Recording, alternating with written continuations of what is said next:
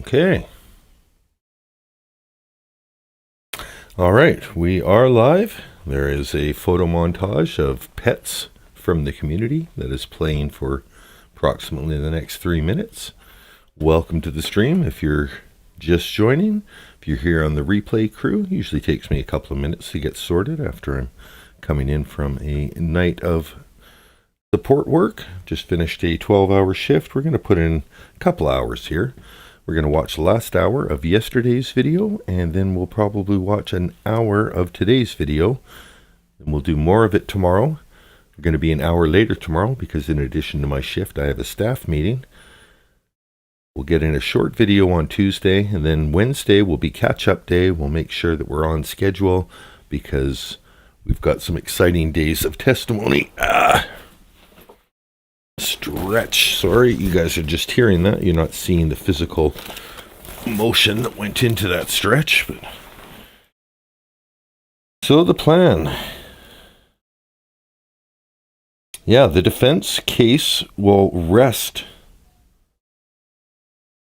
by the time on Wednesday we'll watch the end of the defense case and the beginning of the state rebuttal with Dr. Detz. And we will stay with Dr. Detz until he's done. So Wednesday could be a long stream. And then Thursday, about 6 hours. Friday, about 6 hours. And then Saturday, verdict and sentencing, final day of the marathon. Only 3 to 4 hours of scheduled content from the trial, but lots of stuff that I can put on for bonus content if people are wanting to chat out all of the things that they are feeling about the trial, the verdict, the sentencing, all of it. We will discuss it all. Go into the chat. The chat looks like, yeah, these are unkicked dogs. They're not very kickable at all. Right. That's going. Make sure the chat is open on my phone. Channel, that's me. Does say we're live, and it says people are watching. That's my voice, so I haven't been on mute this whole time. Mandy, the chat and links are gone after the live ends, but they're back again. Everything's back. I was checking it after your message. I think it was maybe 20 minutes after your message posted that the video fully processed, and the live chat replay returns, and all of that, as far as I know. But I was looking at it on my phone last night, and it looked like everything was back intact. So check that on the old ones. But yeah, if you're watching the stream and then you're trying to watch it immediately after, it's anywhere from an hour to as many as, I think I had one stream take about 6 hours before it processed. So yeah, it's not you, it's the YouTube machine. And yeah, there's nothing we can do about it. But if there's any links that were mentioned in the show, by all means, mention it in the comments after, just like you did, Mandy, because then I can post that link in the comments, and people who aren't even going to stick with the stream long enough to realize that there's a link in the stream might see it in the comments and go, oh, hold on, what's that? Too late, I missed the community link. Mandy, didn't you? Oh, okay, so don't worry, Mandy. So what we're going to do, I'm going to keep taking dogs and cats from my community page and layering them into the existing montage. And we'll start off the next few Betty Broderick streams with that. Oh, I'm just talking over my static image. Yeah, let's do that one. Got a few graphics to the corners, but that's a little bit more welcoming. Yeah, I did post the community link under your post, Mandy, so if you did miss it, that's a way to get there. It's a little convoluted on how to get there when you're just visiting a channel. Let's see if I can pull up another channel here. Let's look at my friend Suma. So when I'm on, I don't know if that helps. When I'm on the subscriptions page, that shows up at the top, has the names of the different channels. And you can see visit channel or visit community are the two choices there. So if you click visit community rather than visit channel, you'll get taken to her community page, which looks like this right now. Little message from Gossip, Rumors, and Innuendo that they've been hacked and have a new account. And anyway, that is how to get to the community page on a channel from a mobile phone. It's different on desktop. It's different on other things. I can't show you on desktop because I'm on my desktop. Is that my hair? What's going on with my hair there? I think that is my hair. Sticking up into the green screen. You're making me look like alfalfa. Oh, please, Debbie. Okay, so enough foolishness and foolery. Let's get into the show. That's not the show. That's someone's dog. All right. We've got just over an hour left. We'll go back a couple of minutes just to refresh. Oh, okay. It was the testimony of the big-haired lady that looks like Patsy from AbFab. That's a great pause for you. So yeah, we're going to listen to the end of Patsy from AbFab's testimony. And then we're going to move on. I think there's about 5 of Betty's friends that are all testifying in the next hour. So might be rapid testimony happening here. Let's get this started, and I'll say hello in the chat.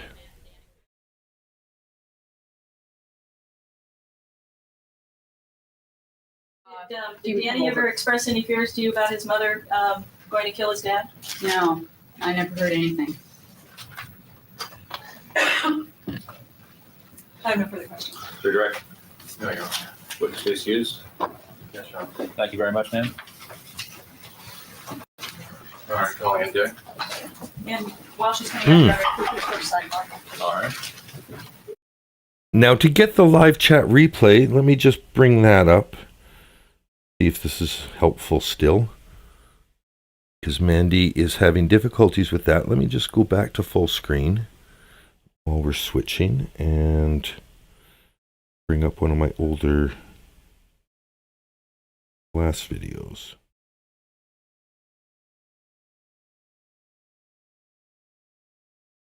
All right.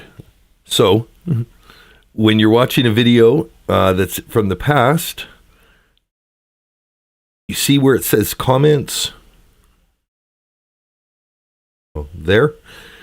Look at those kind of dots that are on the far side of where it says comments. If you slide it over, well, there's a chance you could be the first to hype it. Nobody's hyped my day 12 and a half video. And then you swipe it again. You'll get to the third dot, and that's the live chat replay. So if you click in on the live chat replay, then it'll show the live chat from exactly the point of the video that you're watching. Hopefully that helps. I am happy to give technical tips and tricks as we continue. Let's press play on that. See who our first witness is. This time, ladies and gentlemen, we'll be in recess until 3 o'clock. Please remember the admonition. Mayor of the people of the state of California, Miss Elizabeth Broderick, court finds all members. Oh, A to B, you missed Patsy from AbFab testifying. That was her friend Ronnie, also known as Victoria. Or not known as Victoria. Why is Victoria up on my screen? That was Victoria Curie. Ronnie was the woman before that. Victoria Curie had hired Betty as a daycare, looking after her son. Her son was the same age as one of Betty's sons. She's a high society lady, but I think from a step up from Betty because she had a little bit of we'll say derisive, talking about, did Betty have big parties? Well, no, I went there and it was like a family party, it was cute. The kids were dressed all the same and, Betty was providing the snacks. So it sounded like a woman that expected a catered party and, oh, there's children. Okay, I guess I'll stay. Anyway, that's who that was. Let's see who's next. The jury panel are present. All counsel are present. Mrs. Broderick is present. Miss Ann Dick, come forward. Miss Ann Dick? Because sworn for the testimony about to give, and the matter not before this court shall be the truth, the whole truth, and nothing but the truth, so help you God. Could you please have a seat in the witness stand? Her name's Ann Dick. Afternoon, ma'am. Now, could you please state your full name for the record and spell your last name? Ann, A-N-N-E, B as in boy, last name is Dick, D-I-C-K. Thank you. Ann B. Dick. D-I-C-K. Okay, well, conventional spelling. I am immature, so we're going to listen to her introduce herself one more time.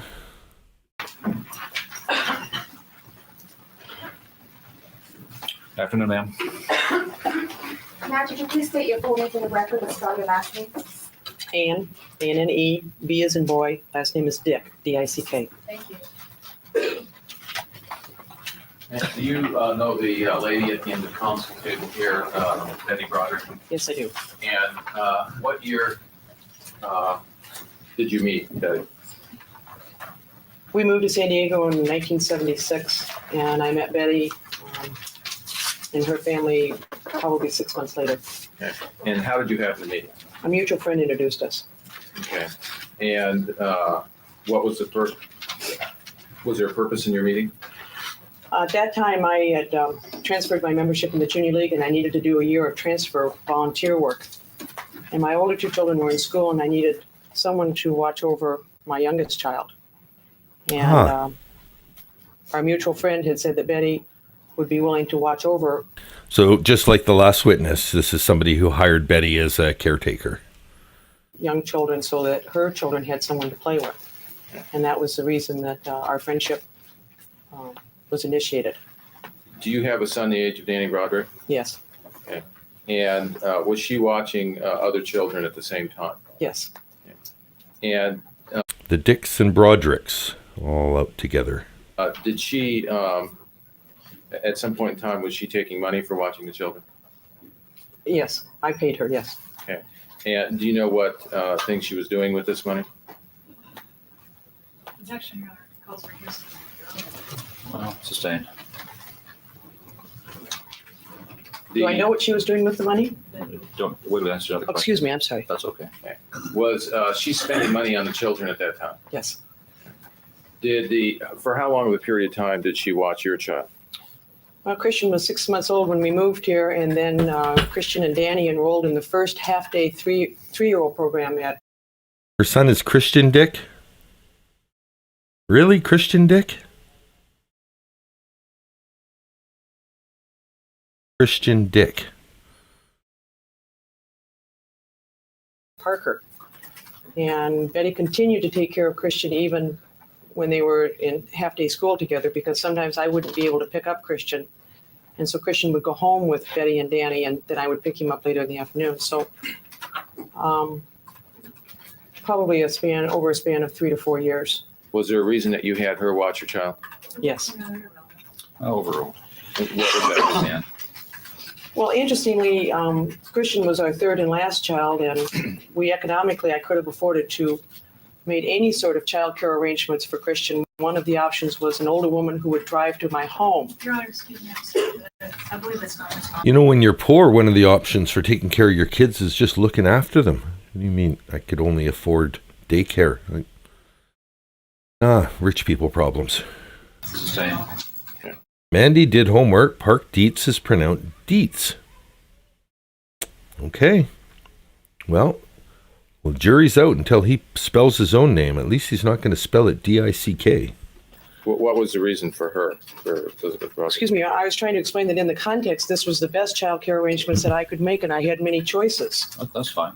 And this one was the best one that I could have possibly have arranged for Christian. Okay. Did Christian and Danny become friends? Yes. Now, when they went to Francis Parker, did Betty participate in school activities there? Yes. And how would you describe her participation in school activities? Well, it was far better than mine. Okay. She was very involved, and I was off doing other things, whereas Betty was very focused on what the kids were doing and very involved in their activities. What was her relationship with children at that time? I'll step away from making fun of her last name and compliment her on that lovely feathered hair. She may be going to the same hairstylist as the gentleman at the prosecutor's table, Mr. Burkoff. Objection, Your Honor. Overruled, you answer that. It was a very good relationship. She was a very creative mother. They were basically the focus of her attention and her energy. Did you and Betty do things socially during that period of time? Sometimes we would, sometimes we'd have outings with the kids, but they were basically anything social that we did. We either were focused on the children. A couple of times. Mandy says, I'm not making this up, but I went to school with a guy named Mike Hunt. I hope Christian Dick and Mike Hunt don't get together. We tried to put together things that involved our respective husbands, but it just didn't seem to work out. Okay. And how would you describe? And I will take this opportunity to say hello to Ocean Sounds 1, Pine Weaver, 13 Mandy, another one to say, Beth of a Salesman, Bernice Conklin, Kelya, another one to say, Detective Wolbefit, Dabs for Dummies, A to B, Zeitgeist Abs, Super Kelly G,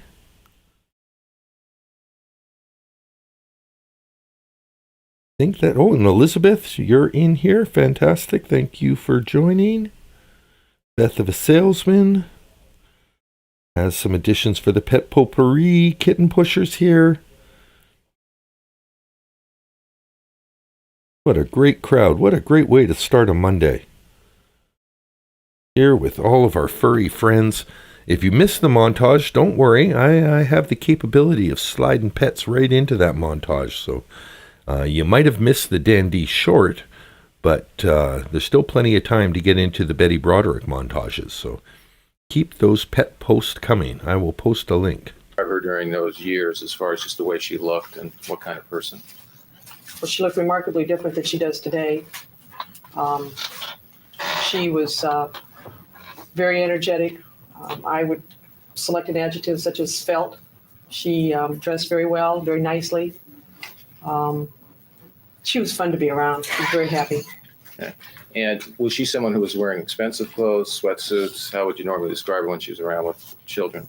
Well, probably 80% of the time that I saw her, she was dressed appropriately to take care of little children in the backyard. So it would not be silk blouses. It would be more along the line of sweatsuits, that sort of thing. Okay. Was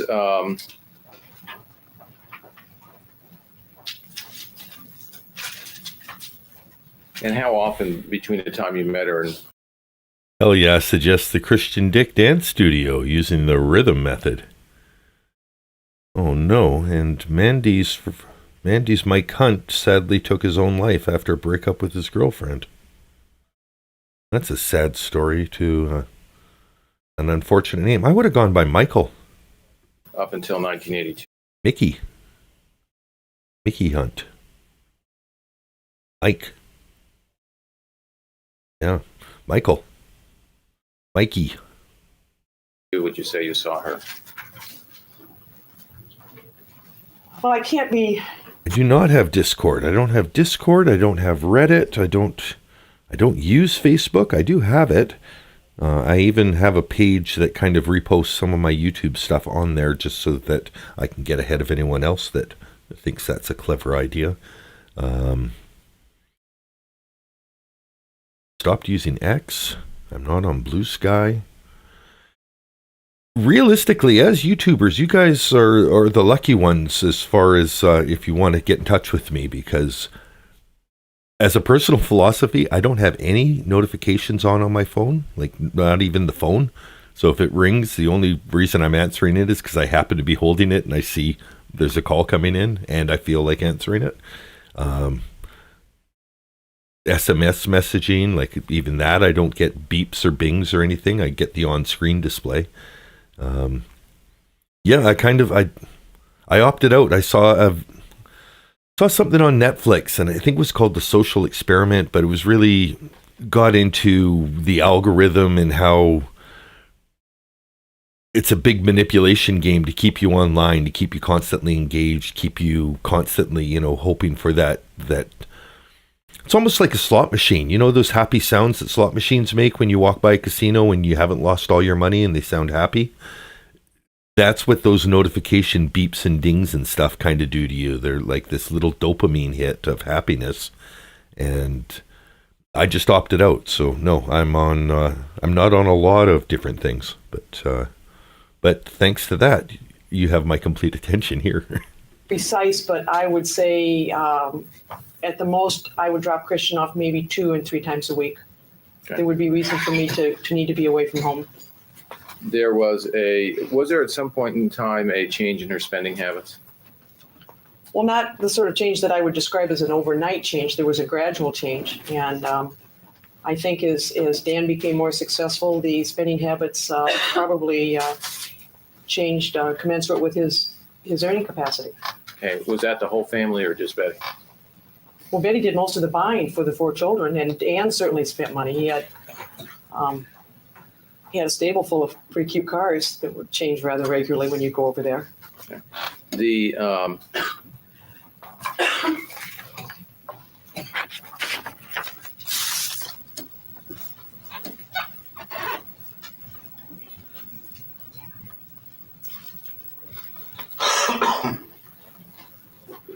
did the time that you were over at the Broderick house,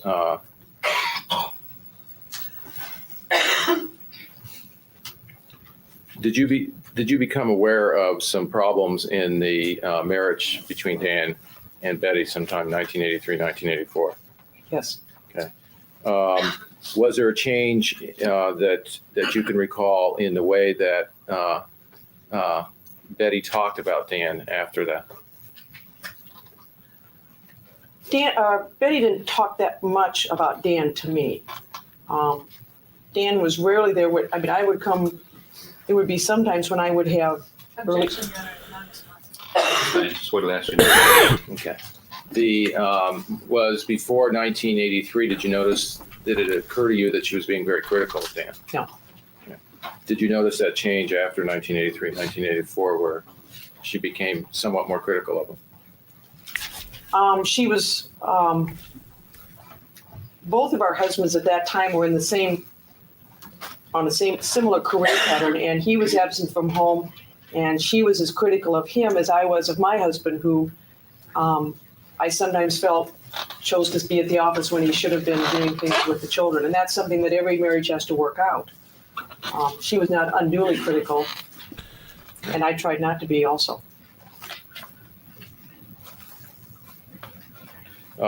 Did you become aware of at least some suspicion of an affair that she had? I was not aware of it. Okay. Were you ever aware of her trying to change herself or trying to improve herself? No, I was not aware of that. Did you happen to ever visit her in her La Jolla Shores home on Calle de Cielo? Yes. Okay. And when she first moved, Dr. Detz is going to be Wednesday night. Tomorrow and Tuesday. Tomorrow is Tuesday. Tomorrow is another morning show, but because I'm on my work schedule, I'm just trying to get in as much as I can. But realistically, I can't go for much more than 3 hours today. And tomorrow, maybe even less, because I've got a staff meeting after work, but still have one more shift to go to. So that said, Wednesday is going to be Dr. Detz. And it might even be some of the end of the video before Dr. Detz. But guaranteed, Wednesday is Dr. Dietz. And now I'm not sure. But yes, Dr. Detz is the final state rebuttal witness. So that's Wednesday. And then Thursday is going to be the state and defense closes. Friday, I guess there's a little bit more close. That's odd, but closed jury and verdict is what it says for the video. And then Saturday, verdict and sentencing. So I think starting from Wednesday, I'm going to move back to prime time, which means starting around 2 p.m. Pacific, 5 p.m. Eastern. And the Dr. Detz testimony might start at 1 o'clock just to accommodate any overflow that we don't get finished today and tomorrow. because we've still got an hour of this video and I think 4 hours of tomorrow's video that we're definitely not getting through, or still have 4 hours of the next video. Yeah. We'll get there though. We're at the end of the marathon. People are cheering us on. The roads are lined. We're no longer alone. We're in it together. We're going to make it. In the house, can you describe how it was furnished? Very sparsely. And when you mean sparsely, what are you talking about? There wasn't very much furniture. Okay. Why does everyone call him Dr. Detz then? Okay, Dietz, I'll get used to it. I'll start work around it. Thank you, Mandy, for looking ahead. Straight A student. Peeking in the back of the book at the answers just to make sure that we're not learning the wrong material. Thank you very much.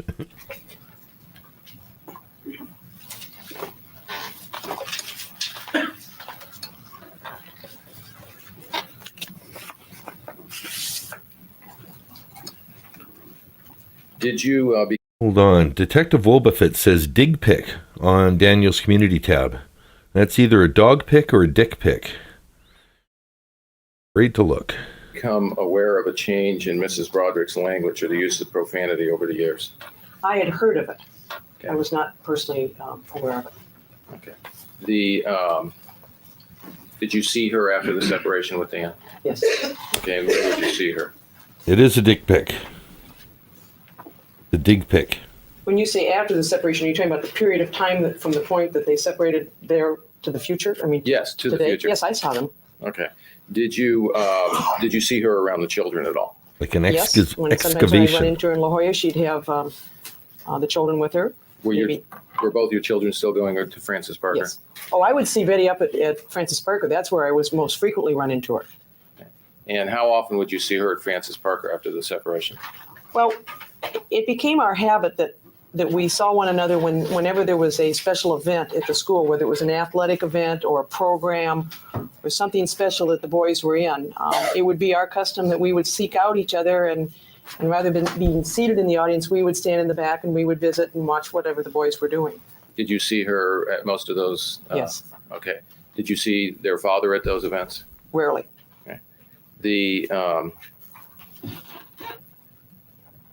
At the time that you were at Francis Parker, was she using inappropriate language then? She did not in front of me. Okay. Did you ever become aware of any health problems that Rhett had? Well, when the boys were still down at the lower school campus and I would be picking up Christian, Rhett was I believe a preschooler then at that time. He was a very thin and frail child and looked as though he just wasn't very well. He looked very, he wasn't like the other boys in that he was hardy and robust. Did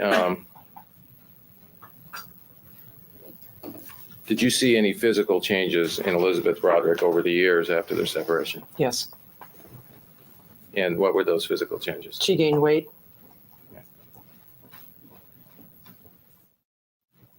She gained weight. I have no further questions.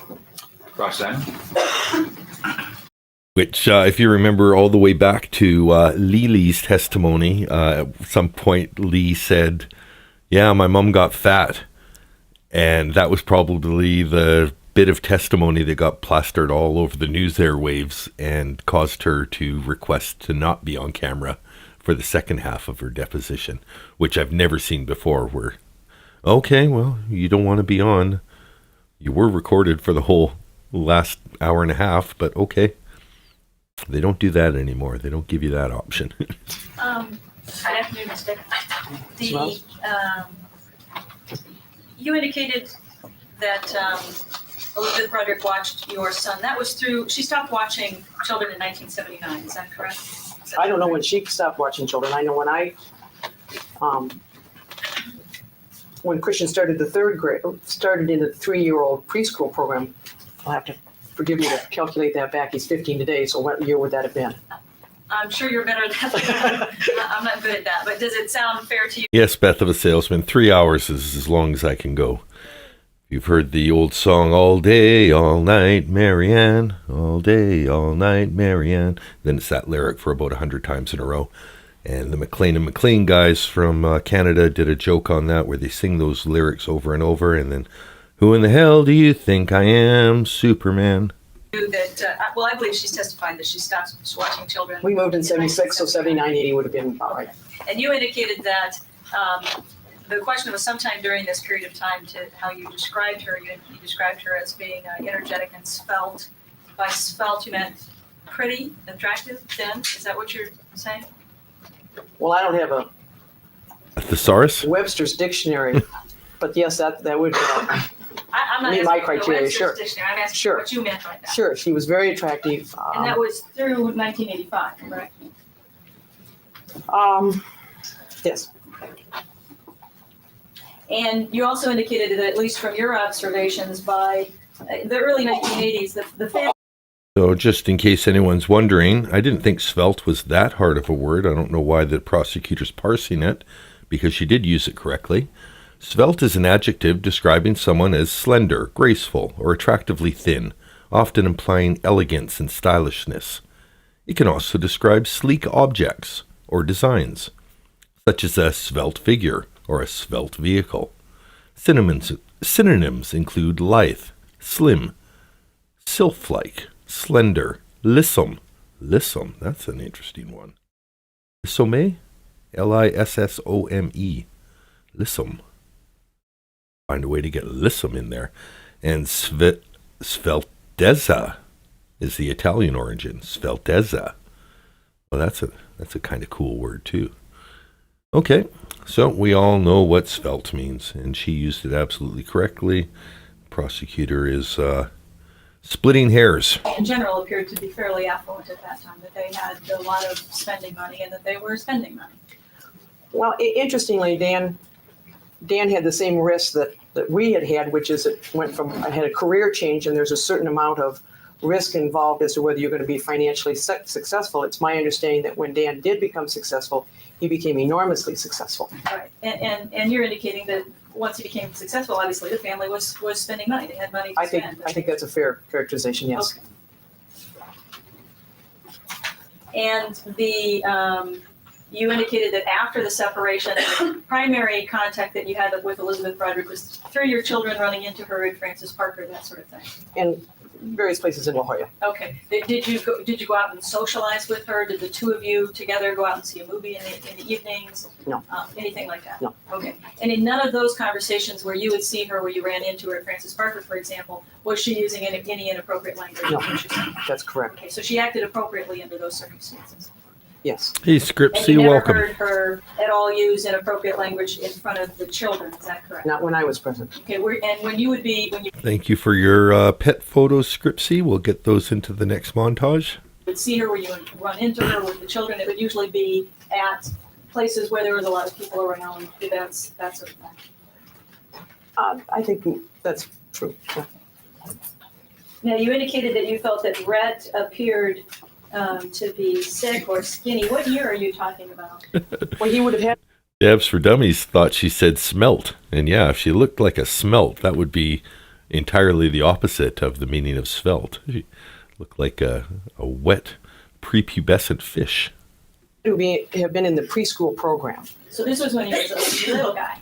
Well, the earliest preschool program at Parker is 3 years old, so it has to be 3 years old or older. Okay, so that was prior to There is no separation. daycare there. There's preschool. You're talking about prior to their separation then, that was your observation. Well, Prove me wrong. Preschool is daycare. there were a number of years where I was still picking up Christian at the lower school while both Danny and Rhett were at the lower school. So you're asking me to say, was he 3, 4, 5? My reasoning for this is I never went to preschool. I was firstborn, so my parents had enough time. By my younger brother, there was less time, and he went to preschool. And I'm the more schooly guy. He's more of the common sense, builds things. He's helping out the guys that are doing work in the bathroom downstairs. I help out by going down to lift one thing and then get out of their way.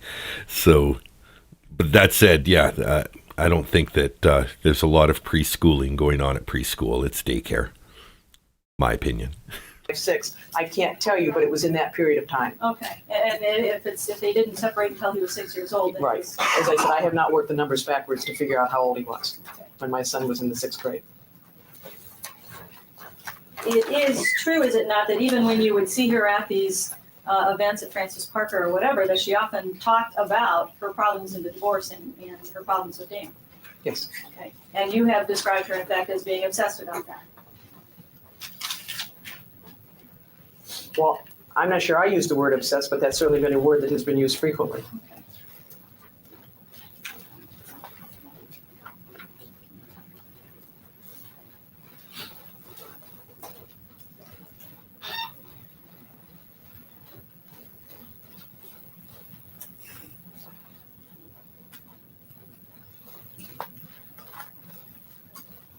Look at Anne. She's just staring like the court reporter. She's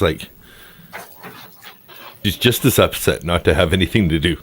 She could be the court reporter's You have indicated that without, I think relative. you're correct, that you didn't use the word obsessed, but that you acknowledged that whenever you would see her, it appeared that all Her and the court reporter may even have that same top. I think I've seen that on Mary in one of the earlier episodes. of her conversations were about Dan. It became very difficult to be around her because that's all she talked about. Well, could you tell me what you're reading from? From a report, an investigative report. Done by you? No, but by the defense investigator. Well, she was fairly single topic at that time. Okay.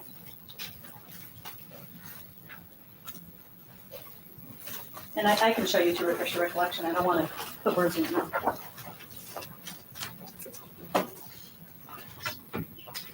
Directing your attention to the investigative report, page 3, this paragraph. Okay. You have to wait a minute.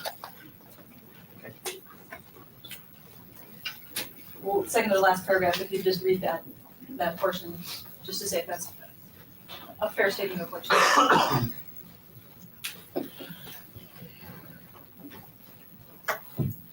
All right. I know you guys are all wondering now what the definition of a smelt is, just to see how close I was with my wet prepubescent fish.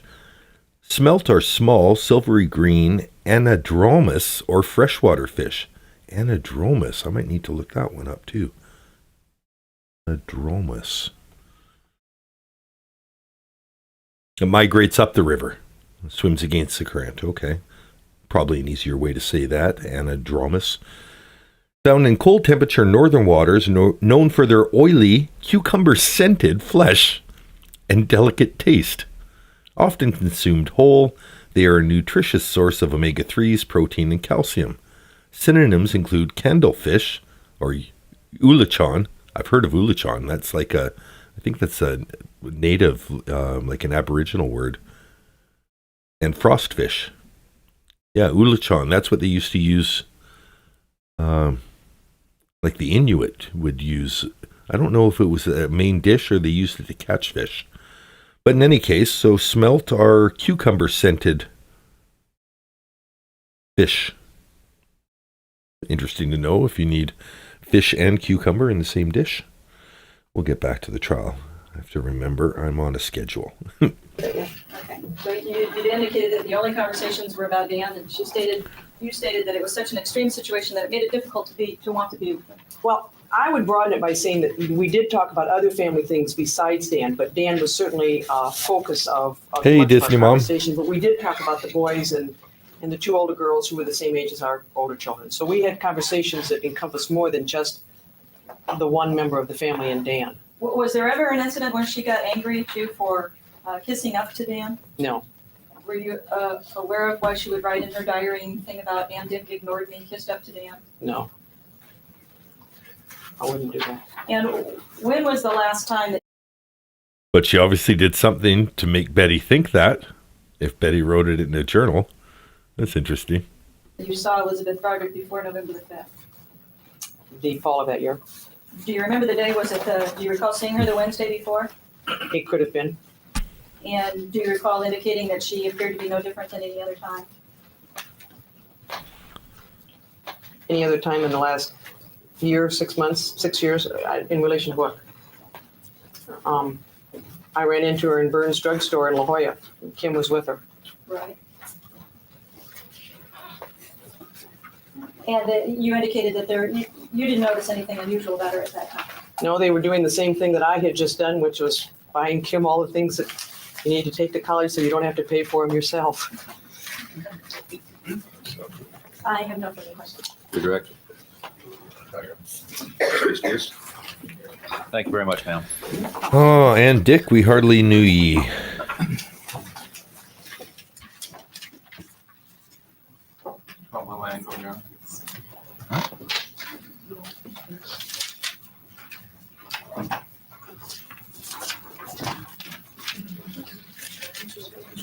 You do solemnly swear the testimony about to give in the matter of penny for this court shall be the truth, the whole truth, and nothing but the truth, so help you God. Could you have seen the witness stand, please?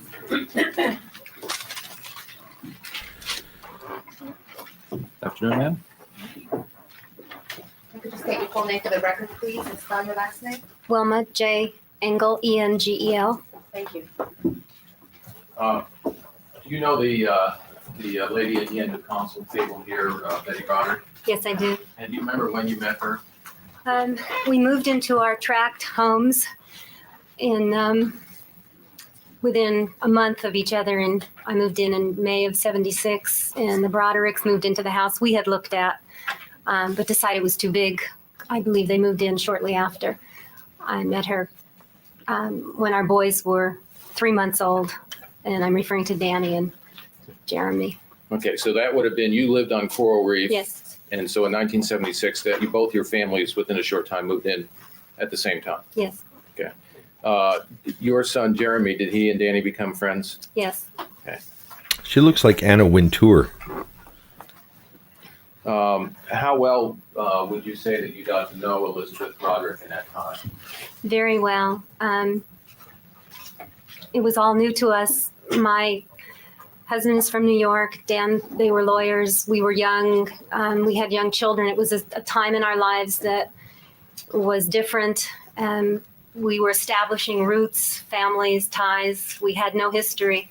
So we did a lot of things together with the children.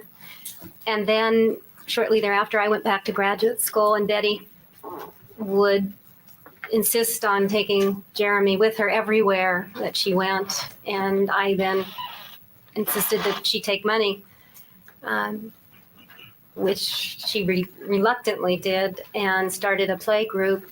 But at the time I was getting a master's in counseling and working with women, and I felt you should be paid for what. Okay. Questions? And would you say that you got to know her as close as people that are close in Yes, proximity and neighbors? yes, almost daily contact on the phone. We'd have lunch. Let me reframe this too. Our boys played together both at my house and her house, on the street, in the parks. Betty would take them to the zoo, to SeaWorld.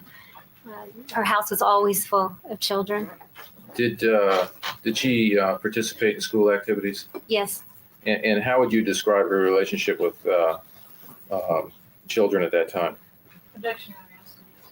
Oh, Rose, you can answer that.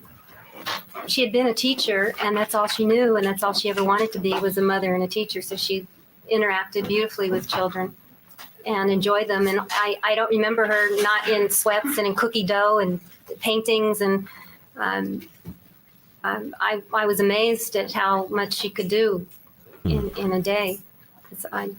Her interaction with children is excellent. Now, sometime, would you, during that time, would you spend time at their home? Yes. And was there a change in the atmosphere of the household any time in the day? Objection. I'll just put in a time frame, Mr. Early. Yes, in the time that they were living in Coral, and when you were living in Coral Reef between the years Tennille, of like 80 Captain and Tennille? 84, would there be a change in the atmosphere at the home during the day? I would see Betty in the mornings, and in the afternoons when her attitude would change in that she said, "Oh my God, I have to hurry up and clean up. Pretty Dan will good. be home, and I have to get everything ready, the children quiet, dinner ready," and he doesn't like the mess. So she became, I would say, agitated, or would change behaviors from being the relaxed and happy to what I sensed was being frightened or Uh-oh. having to hurry up and change Who isn't hearing out of anything? her play clothes, let's say, into fixing dinner and getting everybody ready. Beth, that so might be a she would have local, the house all put together. might be a local problem to you, Beth. I'm showing all of the all the bars are moving in the right direction for sound, and even got some echo here. Yeah, no, sound is working. Let Beth know in chat. Maybe I'll get in there too, but maybe just a quick refresh. Dan came home. So yes, there was a change, I would say, in the afternoons during all those years of keeping things separate and in order. Was she different around Dan than she was otherwise? Yes, I feel she was. I feel she was intimidated. She was quiet.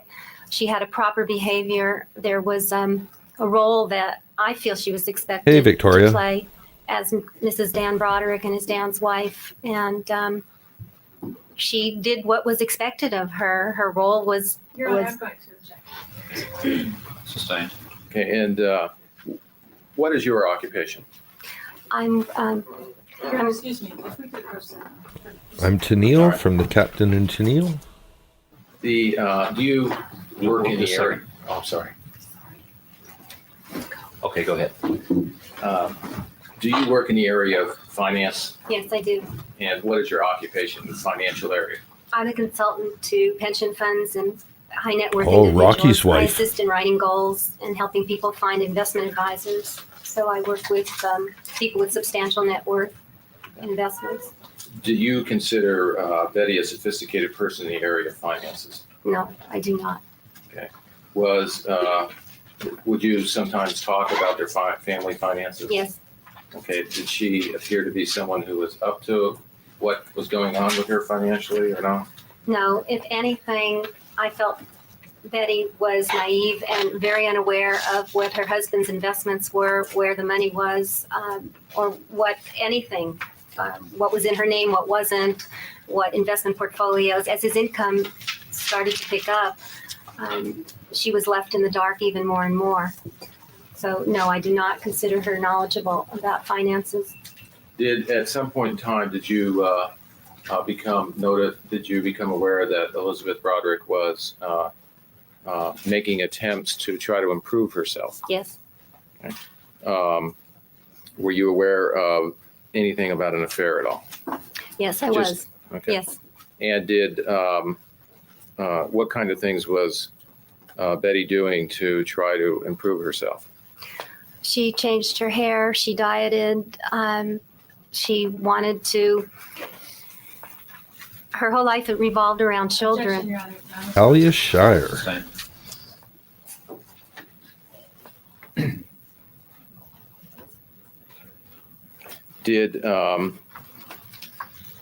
Were you aware of a time when Elizabeth Broderick and Dan Broderick separated? Yes, Okay. And did you see her after that period of time? yes, I did. I continued to see Betty. Our boys were still friendly. We were still neighbors. I was aware of everything that was going on in daily contacts and through the boys. Did you see some changes in her emotional state from 1985 to 1989? Yes, I did. And how would you describe that? Betty became, I would say, distraught, more helpless. She became very frustrated. She sensed there was something going on with Dan. He used to come home late, and he was never home Let's go. It's not. I'm going from 1985 after their separation till 1989. after the separation. Betty tried to get Dan back in any way that she could. She had conveyed to me that he was having a classic midlife crisis and that she'd hoped he would come to his senses and return to her and the family, and that she was trying to do everything that she could to get him back. And that's my interpretation of what was going on in terms of betrayal or scorn. Your Honor, excuse me, it's not, no, non-responsive. Sorry. Sustained. Okay. Did you see? Beth of a Salesman says if Diane Downs' daughter married Christian Dick, she'd be Miss Dick Downs, and everyone at the wedding would be members of the Dick Down wedding. gather for a celebration and a big old dick down. The change in Miss Broderick's language over the years. Well, Betty and I are from New York, and we tend to express ourselves. We're both very direct and don't beat around the bush. So, no, Yes, will befit. I do like the dig pic. I don't know that I'll be able to fit dig pics in with dogs and cats, but I'll find a way to somehow immortalize your contribution to the montage. always, Betty and I were always open and honest in the language. Charles Grieve, whether hey, it good to see you. was not appropriate. We would swear. So, no, I did not detect any language. Thank you, differences. Candace, She for the never moved back on the suggestion. Coral Reef home, is that No. correct? Good to see you.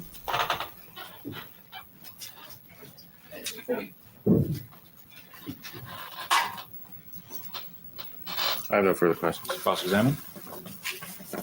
Are Gonna- you indicating, Ms. gonna be Engel, fast that, today. she did the same amount of swearing after the separation as she did before the separation?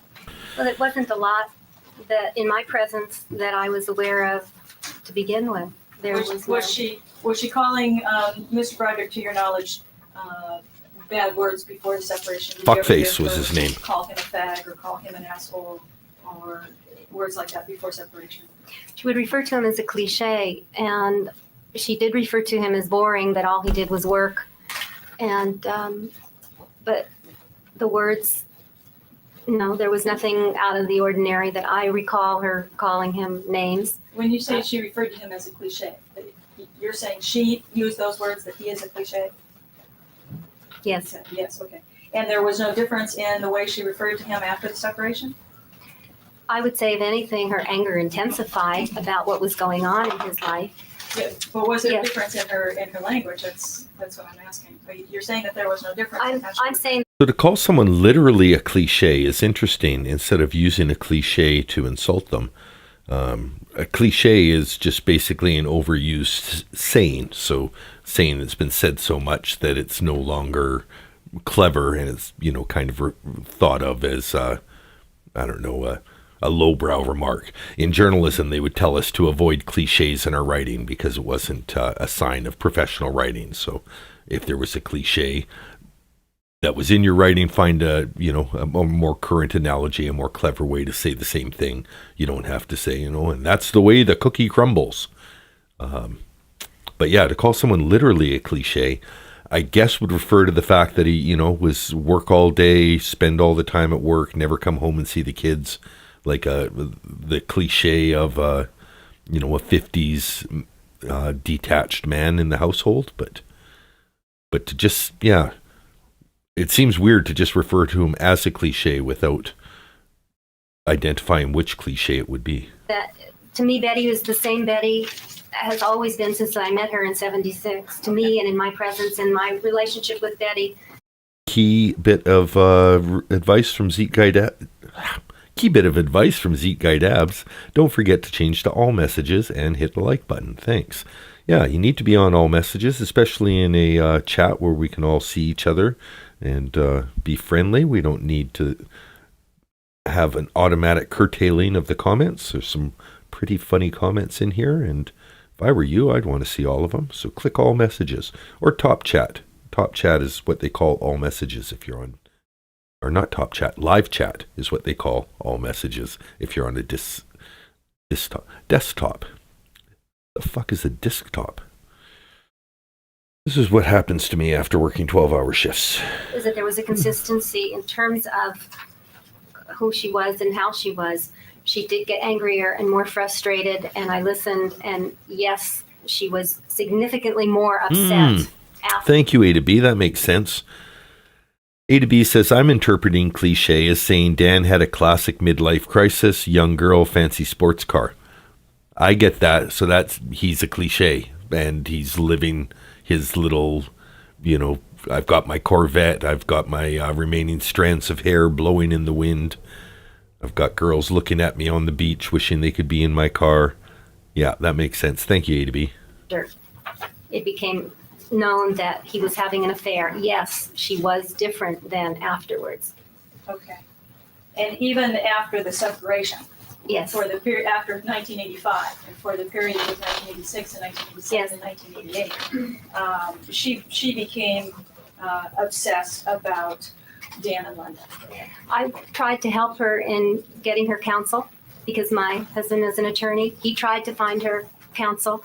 We tried to help. I suggested therapy. I did everything that I possibly could to help her get on with her life, to either go out and singles or to get on with what was best. Sounds like that you were a good friend and you were there and you were supportive and she could talk to you and you made recommendations to her, all of those things, correct?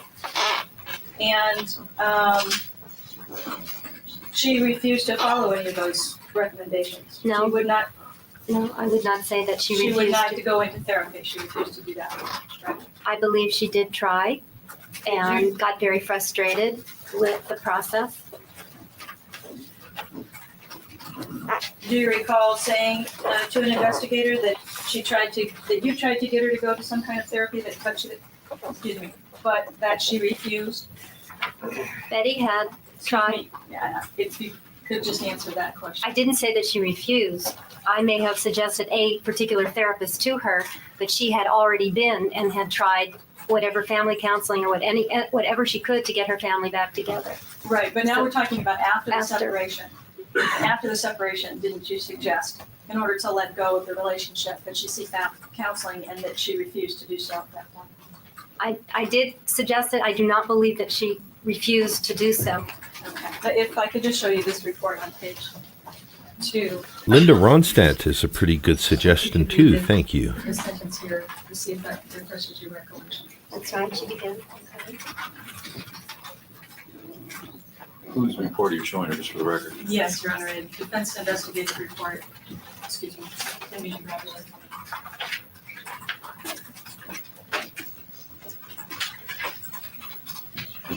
It's not signed, Your Honor, it's a defense investigative report that's, Dated?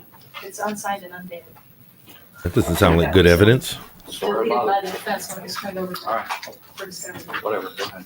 Whatever, go ahead. Anyway, He sounds like he's getting a little frustrated with the trial too. Well, not knowing the time or date, and I do remember saying this, that Betty at that time refused to go to therapy. I believe she felt it was useless.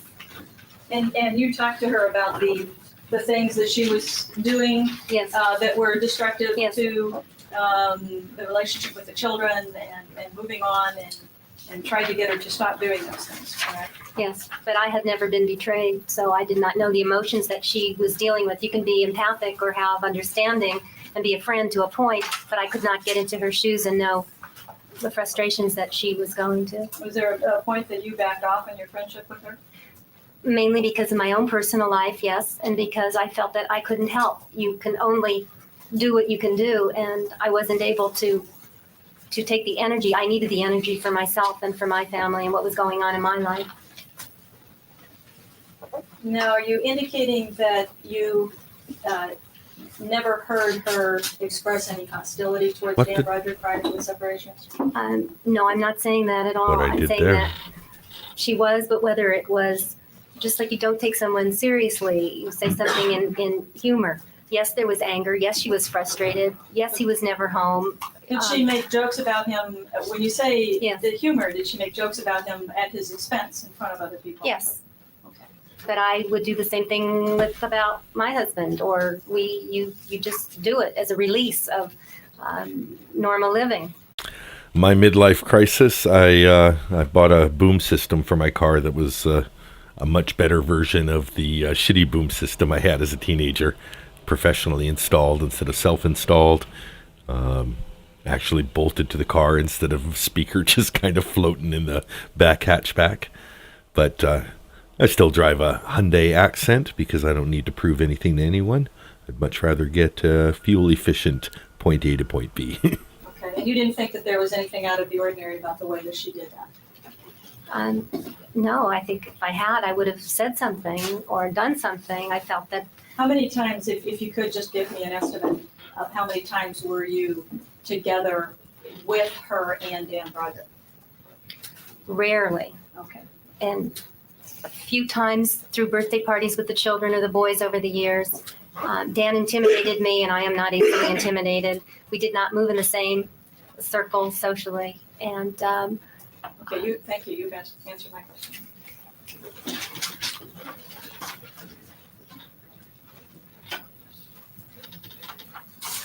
I have no further questions. Redirect. Witness be excused. Thank you very much, ma'am. Oh, I'm sorry. One I more. did have another question. I'm All sorry. right, go ahead. Back you go. When you say that she was not sophisticated in matters of finance, were you aware, was she a member of the investment club at the time that you're talking about? Betty was in an investment club and was making investments with a group of women. But it was just like play. It was her, as the children got older and she didn't have a play group, to me, in my opinion, it was just play. You never had any feeling about whether she had a knack for investments or whether she was? Betty did, in my opinion, Betty did not have a knack for investment. Did you have any feeling about whether she was well-read in the investments? Betty was well read because we used to share books and novels and exchange. But as far as investments, no, I do not think that. Were you aware of her attempts to get a job as a stockbroker after separation? Betty tried many things as part of her getting her life together, whether it was an art gallery. Excuse me, yeah. I'm sorry. No, I am not. She investigated all different careers. Did she ever talk to you about her interest in becoming a stockbroker? And Yes. attempting to get a job as a Yes. stockbroker? Yes, there were several. And were you aware that she expressed herself that she felt that she was very good at that? Most Yes, I'm people aware think she that felt they're she was good. There's a lot of people who do it who think they're good at it. Exactly. It's an art. We It's need not. stockbrokers. It's not an art. It's an art. It's not a science. Even though they would like to tell you it is. It's just like gambling. There's a lot of people who think they're good at it, but there's a lot of losers too. I have no further questions. ma'am. Mr. Earl. All right, thank you again, ma'am. And in the inset, Please state your full name for the well, record and spell your last name. My name is MARYANNE CONUNGLE. Marianne Renee Alco. That's going to be an interesting one to say. Before I bring down the picture of Linda Ronstadt, the text at the bottom says vocalist Linda Ronstadt was celebrated in late 2025 through her song, Her Song, Her Story tribute tour, which raised significant funds for major Parkinson research efforts. Yay, Linda Ronstadt. Okay, this is not Wilma J. Engel. Goodbye, Wilma. Tell me, who are you? Back a half second. There was a lot of letters in that name. 35423.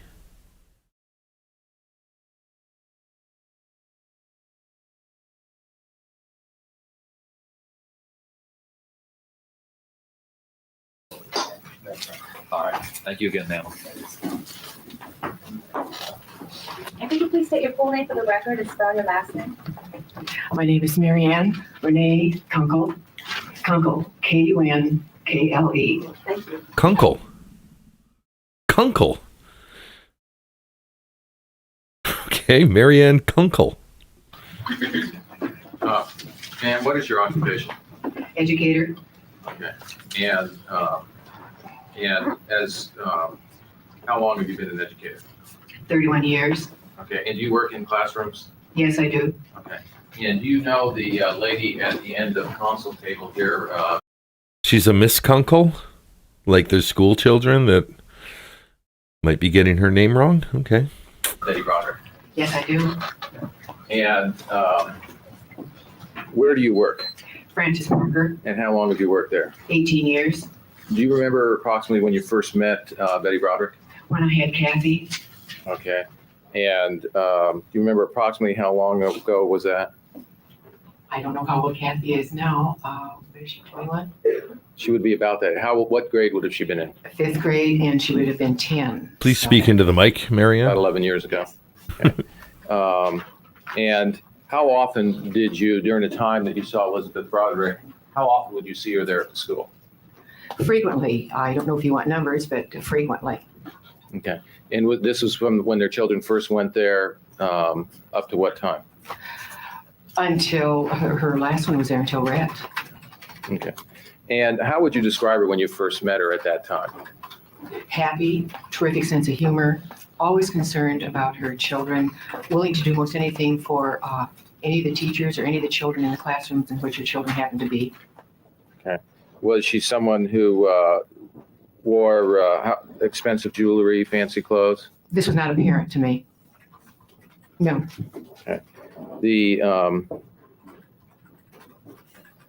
how would other children relate to her during these school activities where she volunteered? Happily, they enjoyed being around her. She was a lot of fun, provided many interesting, fun things for the children to do. Did you have Danny Broderick in your class? Yes,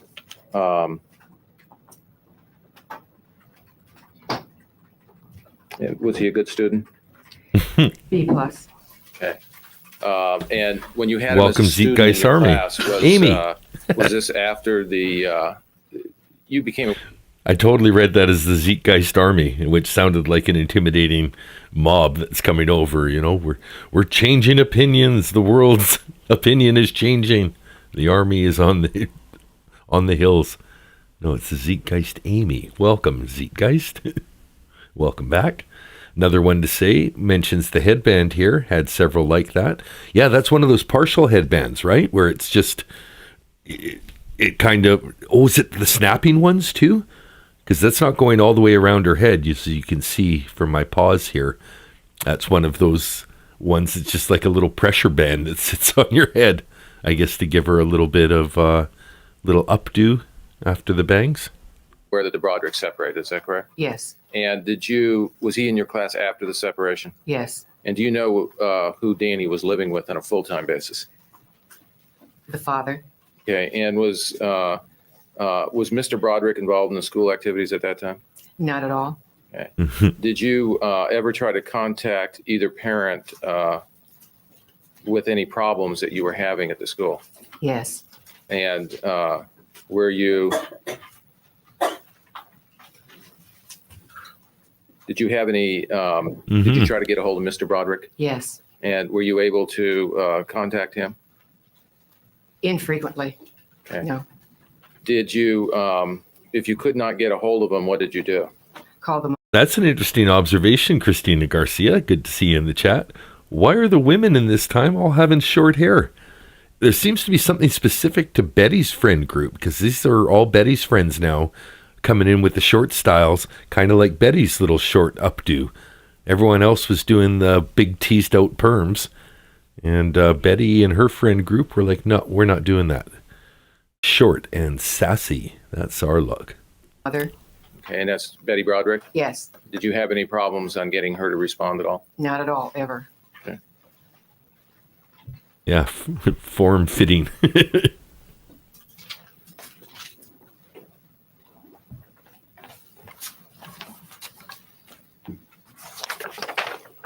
Yeah, those almost fit like a rake, right? They would kind of comb your hair if you just had the plastic piece instead of that nice soft covering.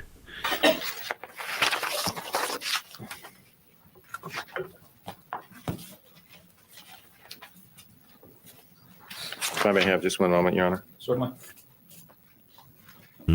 Disney Mom points out too. Not to be petty, but moms couldn't stand those Betty moms. Always has to be the best mom, always hogging the sign-up sheets, kissing up to the teachers. Ugh. What movie did I see that's really funny? It's got Mila Kunis in it.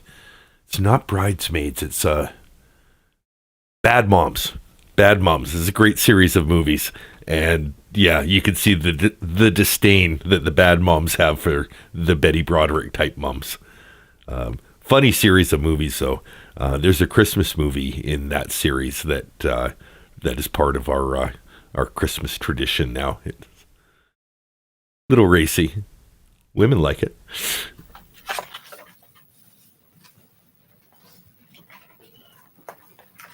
Was there a difference in Danny's demeanor when his mother was to pick him up rather than his father? Yes, And what was that? he was happy, looking forward to it. Okay, and how would he be if she wasn't going to pick him up? Agitated. I have no further questions. Roxana? When you say Danny was a B plus student, what the question was he a good student? And your answer was he was a B plus student. Is that a good student? Yes, Okay, so he was a good student when he was in your class. And he got A's and B pluses, and he did his work well, and he had a good attitude, and he was basically. No, he had a bad attitude. But he was grades he earned were, the overall average would be a B plus, but he could have been an A student. Okay. Doesn't his report That's card a say total that Dan has Sopranos. made wonderful improvement in his Well, he could have been a varsity athlete, but he didn't have the makings of a varsity athlete. No, this kid had the makings of a varsity student, but just never applied himself to get beyond a B+. I find that's a little condescending too. I personally was a B+ student who could have been an A student. What a waste of energy at that age, putting all your effort into being a straight A student when, you should be exploring life. You're young. You should be finding out what you're interested in. You shouldn't just be taking classes that you're going to get perfect marks in and doing rote repetitions so that you can get 100%. Learn a little, take some chances, experiment.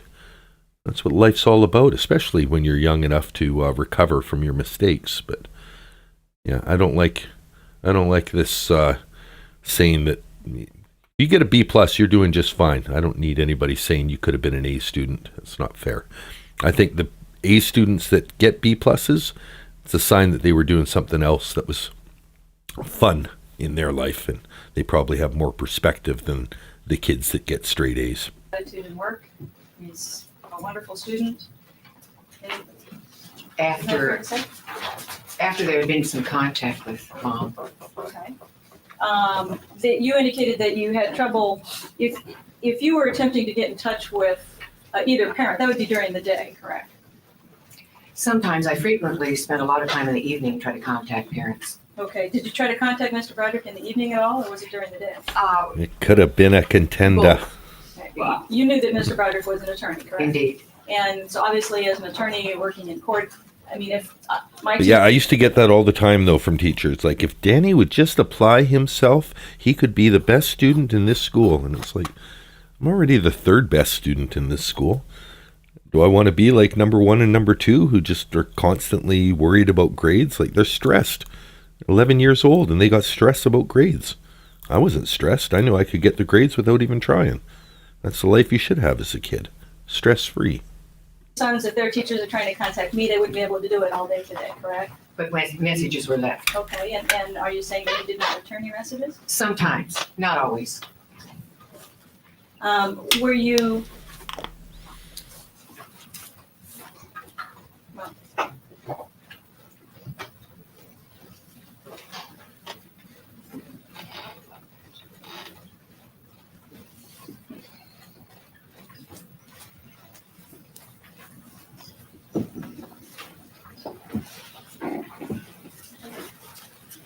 was there ever a request on your part to have a specific conference regarding problems with Dan, With whom? with either parent? I'm going with a headband for either the next broadcast or the back half of this one. We'll see. There was not usually a request made because with the mom, because she was always available, it was free communication when there ever was a need for me to talk about a situation. I bet this woman has a headband to match every color top she has. Like, this is her turquoise look. Those weren't sold together. I think she has a drawer full of headbands and another drawer full of colored tops. Okay. I have no further questions. Correct. Witness be excused? Yes. Thank you very much, ma'am. Matt, could you please state your full name for the record and spell your last name? Candace McCarty, MCCARTY. Candace McCarty. She's got a look to her, too. That top tells me that she's the manager of a TGI Fridays, but her look is we'll give her a chance to assert herself before we pick her doppelganger, but definitely got a look. The top is screaming TGI Fridays. Thank God it's Friday. McCarty, what do you do for a living? I teach severely handicapped junior high students at Aw. Severely handicapped junior high students. I think Betty used a different word to describe them. McCarty, It's the spelling. 40139, so 28. Okay, goodbye. Well, Oh, no, 401. I'm sorry, we're not going to wait that long. I have no further questions. Redirect. Witness be excused? Yes. Thank you very much, ma'am. Matt, could you please state your full name for the record and spell your last name? Candace McCarty, MCCARTY. Candace McCarty. Yeah, if you thought the hair on the previous witnesses was too short, Candace McCarty has a full head of hair for you. Candace McCarty with a double C.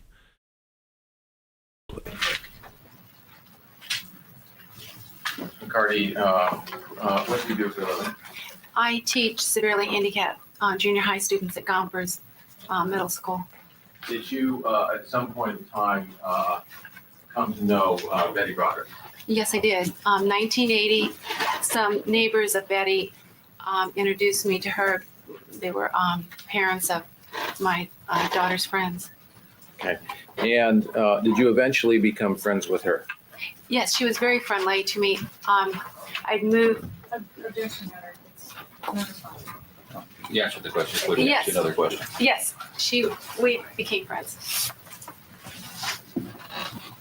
The, do you remember what year that was? Yes, sir. 1980. Were you aware at,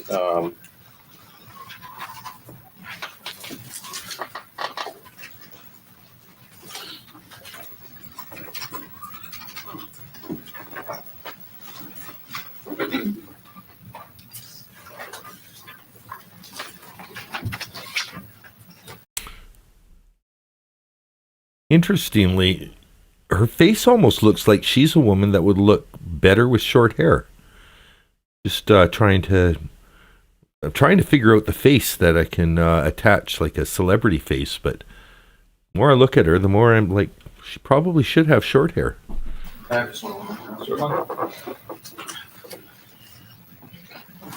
I guess when you make that kind of investment in growing it, though, it's really hard to just on a whim, like, oh, short's the style. Yeah, I will wait until long comes back.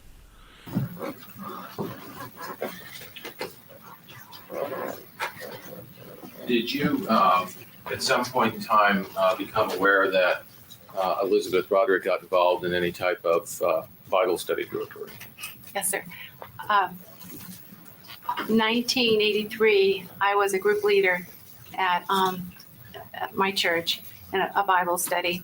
And Betty came into the Bible study, and I spotted her, and I told the group leader, Peggy Irie, that I'd like Betty to be in my group because I knew Betty, and we had daughters the same age, and I was very fond of Betty, and she was put into my group. Yes.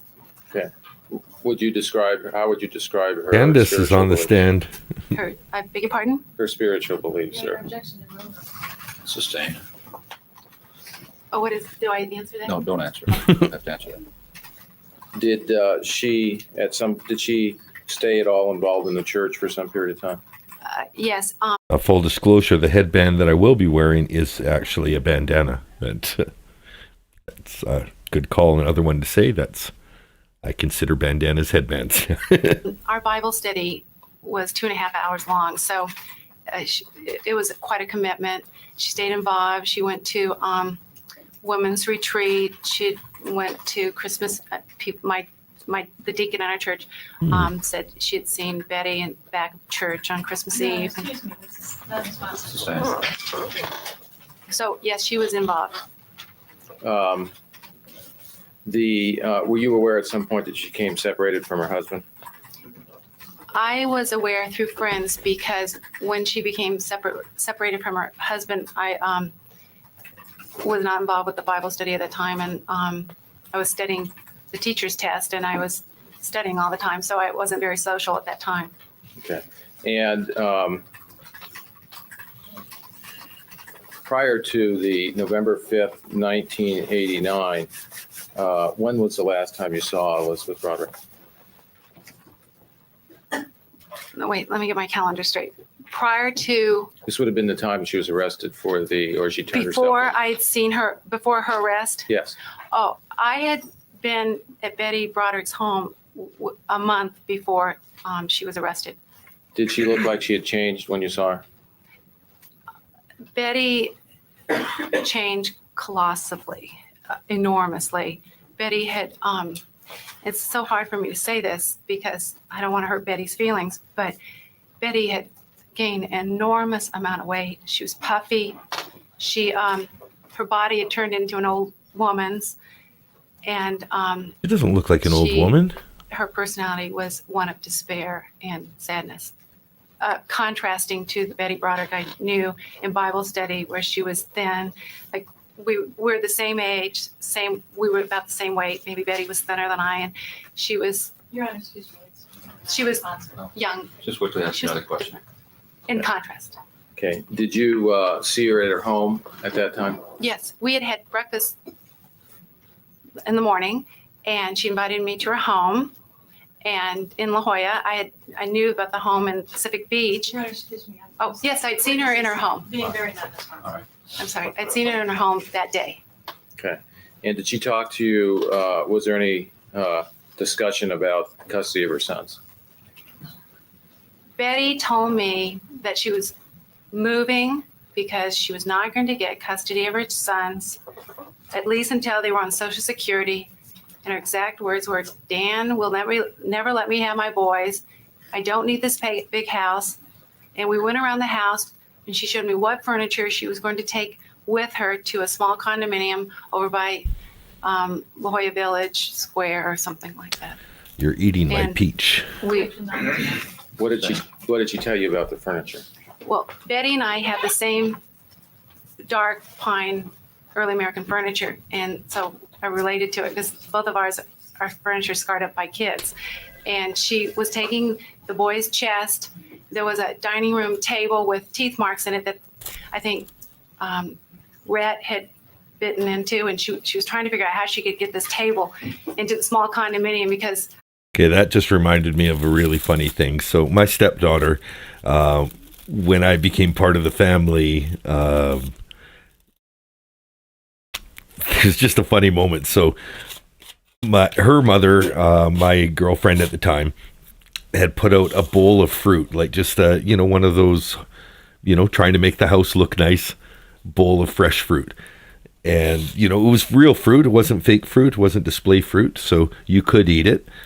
And one day, not long after the bowl of fruit, table setter was put out, I guess she goes to grab an apple, and then as soon as she picks it up, there's a bite missing out of it. And the bite was put down like, someone took a bite of the apple and then put it back in the fruit. Well, the only people that lived in the house were me, my girlfriend, and her daughter. And the daughter is playing the same games I used to play as a kid, but I had a younger brother, so I would just say, not me. And, reasonable doubt. You can't punish a kid if you can't be sure he's the one who did it. You can punish both, and, one of you is getting punished for something I haven't found out about yet. But anyway, there's at least reasonable doubt when you've got siblings. But my daughter, she didn't have siblings, so she tried the not me route. And we picked up that apple and first compared the tooth marks that were left in the apple to my grown-up teeth. No, mine are much bigger. Compare it to my girlfriend's. No, hers are much bigger. And just like Goldilocks, oh, it's a perfect fit, like Cinderella with the slipper. And I remember the look she had on her face, like, okay, this new stepdad here, he's going to be a little trickier than mom. But yeah, just the bite marks in the table, just I could totally see the detective work. Like, yeah, it was Rhett. These are Rhett's teeth. Your Honor, excuse me. she wanted that. Sustain. And Hold it. We'll ask another question. oh, I'm sorry. The furniture that she was upset I love her about, that reactions. furniture that had to do with their family history. Kind of giving the excuse me faces to the jury. Sorry, it's my first time testifying. Sorry, I'm new here. Sorry. Yes, sir. Your Honor, that calls for a yes or no. Yes, sir. Well, in contrast, she had new. Is she yes sirring Miss Carrie Wells? That's pretty funny too. She's so flustered now on like, say this, don't say this. She's giving yes sirs to Carrie Wells, who I think, looks clearly female. Do with their family history. Yes, sir. Your Honor, that calls for a yes or no. Yes, sir. Well, in contrast, she had new Don't say any more furniture. till I ask you another question. Oh. You've answered the question he asked. Yes, sir. Okay, so I have no further I think those are all judge yesers. questions. Cross them. When was the last time that you saw Elizabeth Broderick before November the 5th? The last time was in her home in the morning. When was it? How far before that? It was September. So in September, she was telling you that she didn't feel there was any chance that she was going to get the children until after she was on Social Security. No, after the children were on Social Security. Okay, and that was in September that she made that Well, statement to you. My calendar date is, I think I started teaching school. It must have been in September. And I think the incident happened in October. So I'm about a month, that block of time. Okay. And School starts late September, so it might have been the 1st of October. Amy Fisher. so, do you remember when this Let's take a happened? look. Ma'am, I can't spot, within, I imagine, a month of her arrest, So approximately 1 month prior to that, you're approximately. indicating that she made this statement to you. Yes, ma'am. She was moving because she didn't need the big house, because she was never going to get the boys. Dan would never let her have the kids, and she was moving. Okay. And she didn't tell you anything about what was going on at that point in court or what her attorney was doing at that point. No, ma'am. And the Bible study group that you indicated, that was with the Presbyterian Church? La Jolla Presbyterian Church. That was not the Catholic Church? No, Thank you. You answered. no, it wasn't the Catholic Church. It was I have Presbyterian no Church. further questions. Redirect.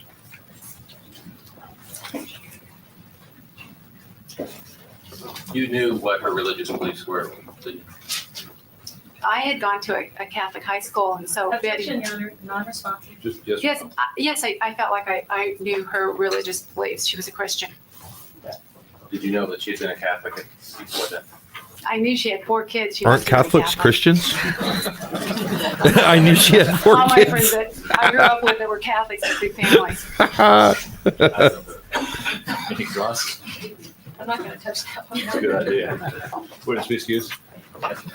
Oh, no, we're listening to that again just so that I can pull up the picture I'm looking for, and that was pretty funny.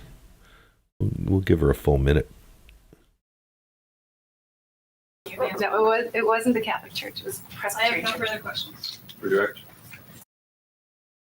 But yeah, isn't Catholic, Presbyterian, all of that still Christian?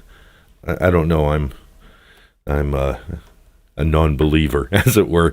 I'm aware of many religions, but I'm also not well versed in them. But I thought Christianity was like a wide swath of the sub-religions were still Christian. Maybe I'm wrong.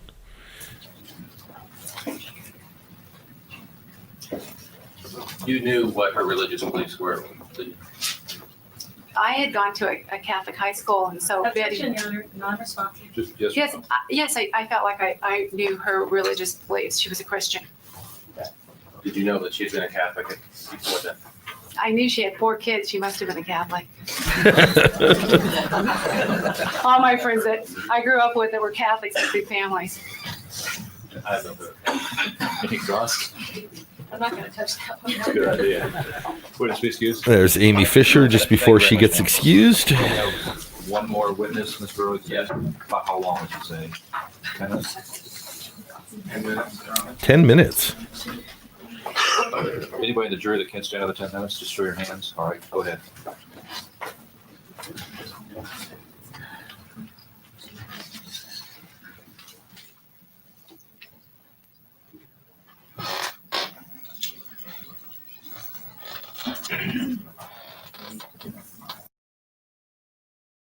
Couple empty chairs in the back of the gallery today.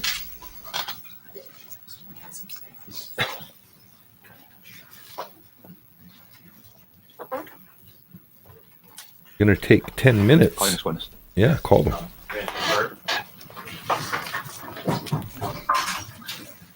She was just allowed to sit there and listen? You do solemnly swear the testimony about to give and the matter not before this court shall be the truth, the whole truth, and nothing but the truth, so help you God. What just happened there? Understand? You're just sitting in the gallery listening to the testimony and then you get called? So that's her, just in that bottom corner.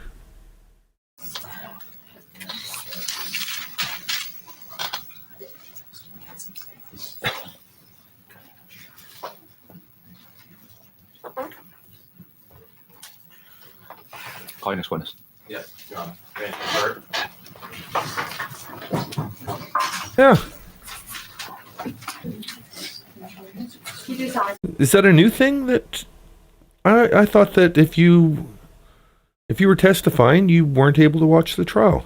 swear the testimony about to give and about not before this court shall be the truth, the whole truth, and nothing but the truth, so help you God. Could you please have the witness stand?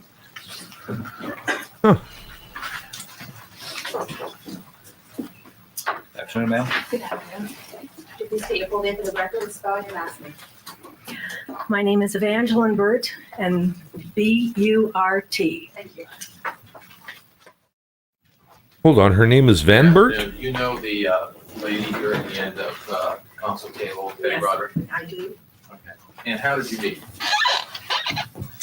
I met Betty and Dan when Dan was hired at my husband's law firm. So I met her soon after they moved to San Diego. Okay, your husband was a partner in the firm that he went to work for. Yes, Did you see Dan and Betty at legal and social functions over the years? I did. And did you have any children about the ages of their children? I do.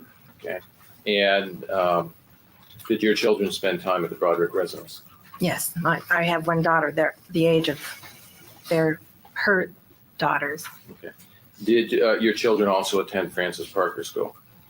I've got to put that singular. It's my one child Okay. that did go to Did Francis you- Parker. Okay. And did you attended any parties at the Broderick home? Yes, sir, we have. Okay. Were they social parties, family parties? Family parties, social parties. Okay. Were the children were there also? Parties where the children? Yes, this particular one I'm remembering quite well was with children. Did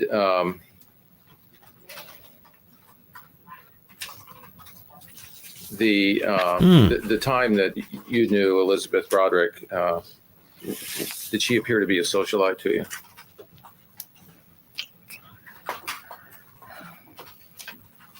Not in my estimation. The Another one to say helps out a little bit on the different sects of Christianity that follow different parts of the Bible. Right, yeah, that's where the Lutherans come in, right? They're really big on no, that's about Martin Luther. He didn't even get to write a part of the Bible. Never mind. But not Martin Luther King, just Martin Luther.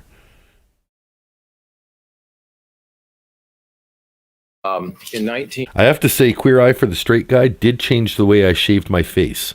I remember watching a few episodes, and I wasn't really big on taking the fashion tips to heart, but there was a guy just shaving his face like this, and the one of the 5 hosts was like, "What are you doing?" And just like eyes blinking, couldn't believe the way he saw the guy shaving. He's like, "One smooth stroke, and then stop.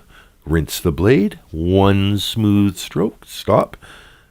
And I realized that's really doesn't take that much longer to cut it well once, as opposed to scratch. And yeah, so Queer Eye for the Straight Guy changed the way I shaved my face. 1978, was she involved? Is there a ball that's given every year that involves the legal community? Yes, sir. Okay, and in 1978, was Betty Broderick involved in that ball? Yes, she was. And what was her function? Betty was the decoration chairman that year. Okay, and was she usually willing to volunteer her time for social charity events? She did all the time. And did you notice the remnants of any injury on the night of the Blackstone Ball? The afternoon of the Blackstone Ball is when I thought I noticed something that looked like a black eye to me. Okay, did you ask her what happened? I did not. And was there any reason?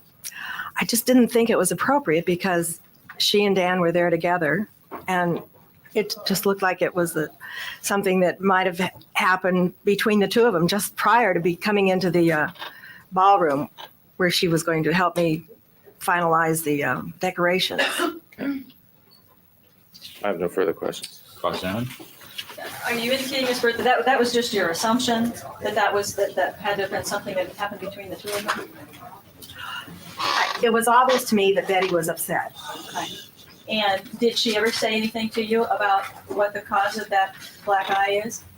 Is that what you're saying, that you saw a black eye? I thought it looked like a black eye. It looked, and she'd been crying. It looked like her eyes were red, and one eye was darkened. Okay, this was in 1978. Right. So we're talking 7 years before they separated. Is that, if they separated? It was in 78. Okay. And they showed up in the afternoon of a Blackstone Ball, and you're indicating that she appeared to be crying. Yes. Okay. Now, did you ask her what's wrong? Anything like that?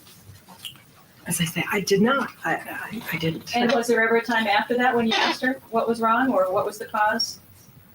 I never had the courage to ask her. I don't think I even need to pull up a picture, but she looks like, she doesn't look exactly like her, but she looks like she's inspired by Golden Girls. How am I forgetting her name now? She's the funny one. She's with us like, I'm totally blanking. Not B. Arthur, not Rue McClanahan. Betty. Why am I can't believe that her name is escaping me. Okay. And she never described for you or told you the answer. The naive one. Why is it? That's weird. Why am I? No, it was not brought up. Okay. Now, Betty White. Betty White. Thank you, you Zeitgeist indicated Amy. that she was involved in some charity events working with you. That continued up through 1989. Yeah, she's got like the Betty White style. Not so much an exact look, but I would 100% think that she's watching Golden Girls and she's like, I kind of look like Betty. I could wear that. Correct? Yes. Okay. And for example, you had asked her to do some photographs for you for the New Miss California program, Yes. and you had conversations with her at that time. Yes. And you indicated that at that time, she was still obviously filled with hate for Dan and said something to you to the effect of, I'll get his ass yet, correct?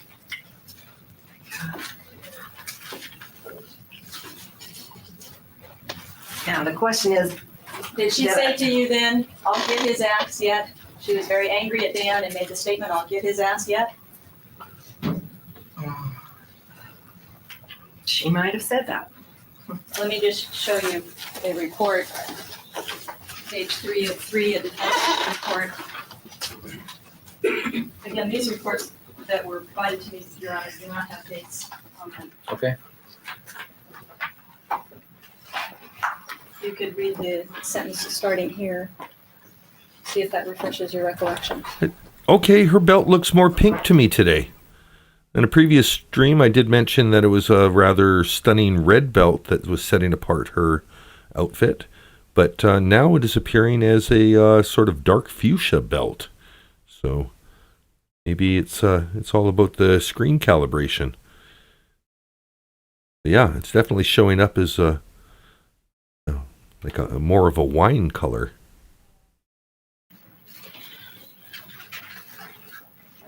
Yes? Yes. Okay, and so it is true that she indicated she was still filled with hate for Dan, and she said, I'll get his ass yet. I don't remember saying it that particular day. Are you talking about that one day? I'm just asking if you've indicated that that's what she said. Yes, on the day that you had some conversations with her about the New Miss California. If you want to read the full paragraph to see if that refreshes your recollection.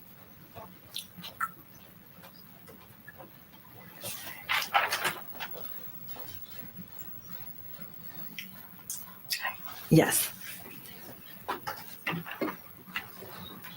Yeah, I could see Betty White playing this woman very well if in the time if she was small enough to be considered for that part. She was already huge. She was huge in the 50s. I'd give her credit. She was able to reinvent herself every decade and just seemed like she totally belonged, like it wasn't hanging on too long or anything. She just good for Betty White. And you've indicated just as far as her personality that you described her as always being a bit off the wall. You never knew what she would say or do. Sometimes she could seem bizarre. Yes. Mm-hmm.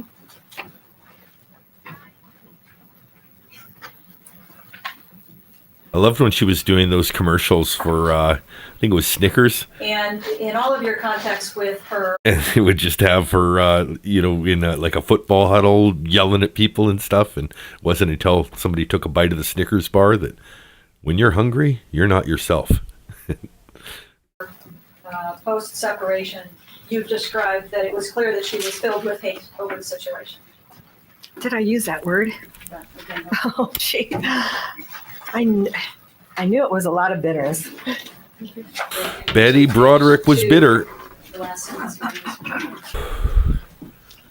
Then I must have said that. Betty Broderick bought some butter, but she said this butter's bitter. If I put it in my batter, it will make my batter and the bitter. last time that you saw her before the events of November the 5th was on Halloween, correct? Yes, it That was. Halloween. Mm-hmm. And you described her on that day as being very up, that she looked great, she had a nice outfit on, she was showing you her latest toy. Yes, that's correct. She often had the newest things, the newest cameras, video Mhm. cameras, cellular phones. those Hey, sorts of Scruffy. things. That's what you mean by Well, Betty the White thing brought that you I into saw the was chat. Welcome. Camera. I don't know about the phones and things like that, but Okay, when you're talking about always having the latest toy, what were you referring to? Is that what that's the type of thing you were referring to? I was referring to her boyfriend, Brad Wright. Looks like Hermie the Drill from Rudolph the Red-Nosed Reindeer, Felt Edition.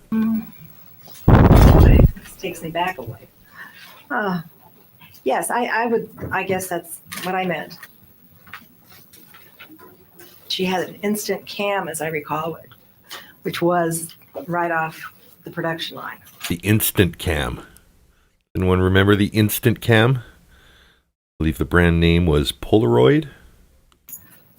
I have no Good, right?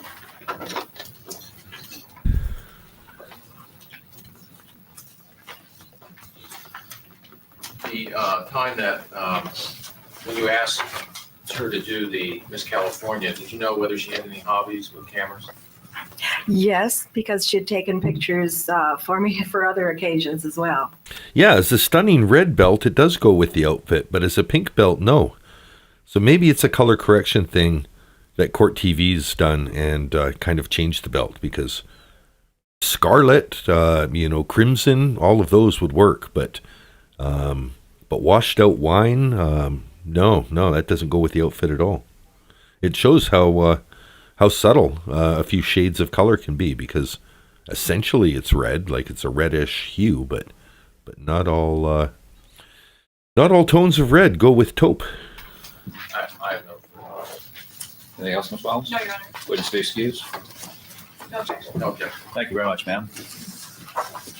Before we take our afternoon recess, ladies and gentlemen, let me update you on the schedule. Yes, Sue Ann that we're Nivens. on. We still are on schedule. And we still are on schedule, even though I'm going to be cutting this stream off. We're going into the next video in about 3 minutes. Don't worry, we're not cutting off for that. But I will be cutting off at around, about 2 hours from now.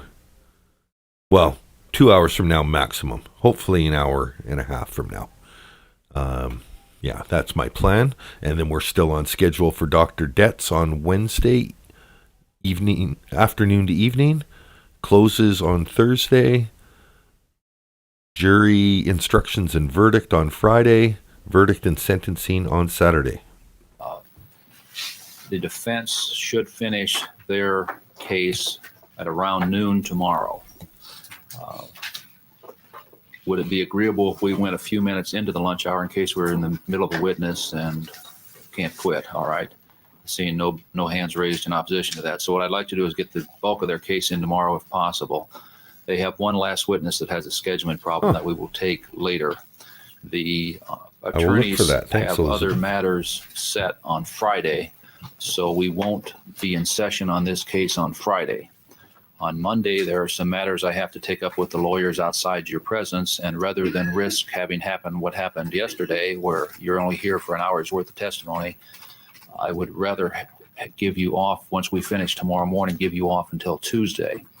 Now, the lawyers and I have talked about this. They still, and I agree with them, we still believe we will have all the evidence in before the Thanksgiving weekend.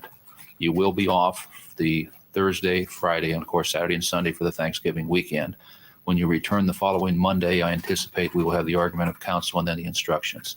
So we are still ahead of schedule, but I think for your planning purposes, it's important that I let you know what's going on and what I expect. So with that in mind, we'll take our recess now until 9 o'clock tomorrow morning. Please remember the admonition. Have a nice evening. All right, we'll skip ahead. 82, 83, 84. Oh, that's where Those we're several starting. years before. Just like, no, okay, we're not starting there. That is where I skipped ahead to see where the testimony ends. Oh, she looks fun. She looks fun. All right, she's our first to testify today. Let's find out more about her. Looks like Betty's circle of friends. One of the ladies who lunch.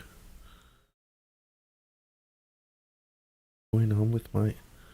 Whenever it's too close to the beginning, it's like, no, you don't want it. It's a 3-hour video. You want to go forward or backwards 12 seconds? I'm not going to let you. Let me. Okay, there we go. Oh, that's an interesting picture of Betty, too. We haven't seen that one before. Betty in profile there. You can almost see the transition from, beautiful young woman to angry middle-aged woman. It's, yeah. You can see elements in her face that are very much like the wedding photo, but other ones that are much more like the parole. That's a great photo. Could you please state your full name for the record and spell your last name? Yes, my name is Beverly Morris, M-O. Beverly Morris. Okay, let's get you in the books. I'll leave you on pause for a few minutes looking like you're singing the chorus to Amazing Grace. I've already forgotten your name because I made a funny joke. It was Morris, something Morris. Morris. Giving me the same problem.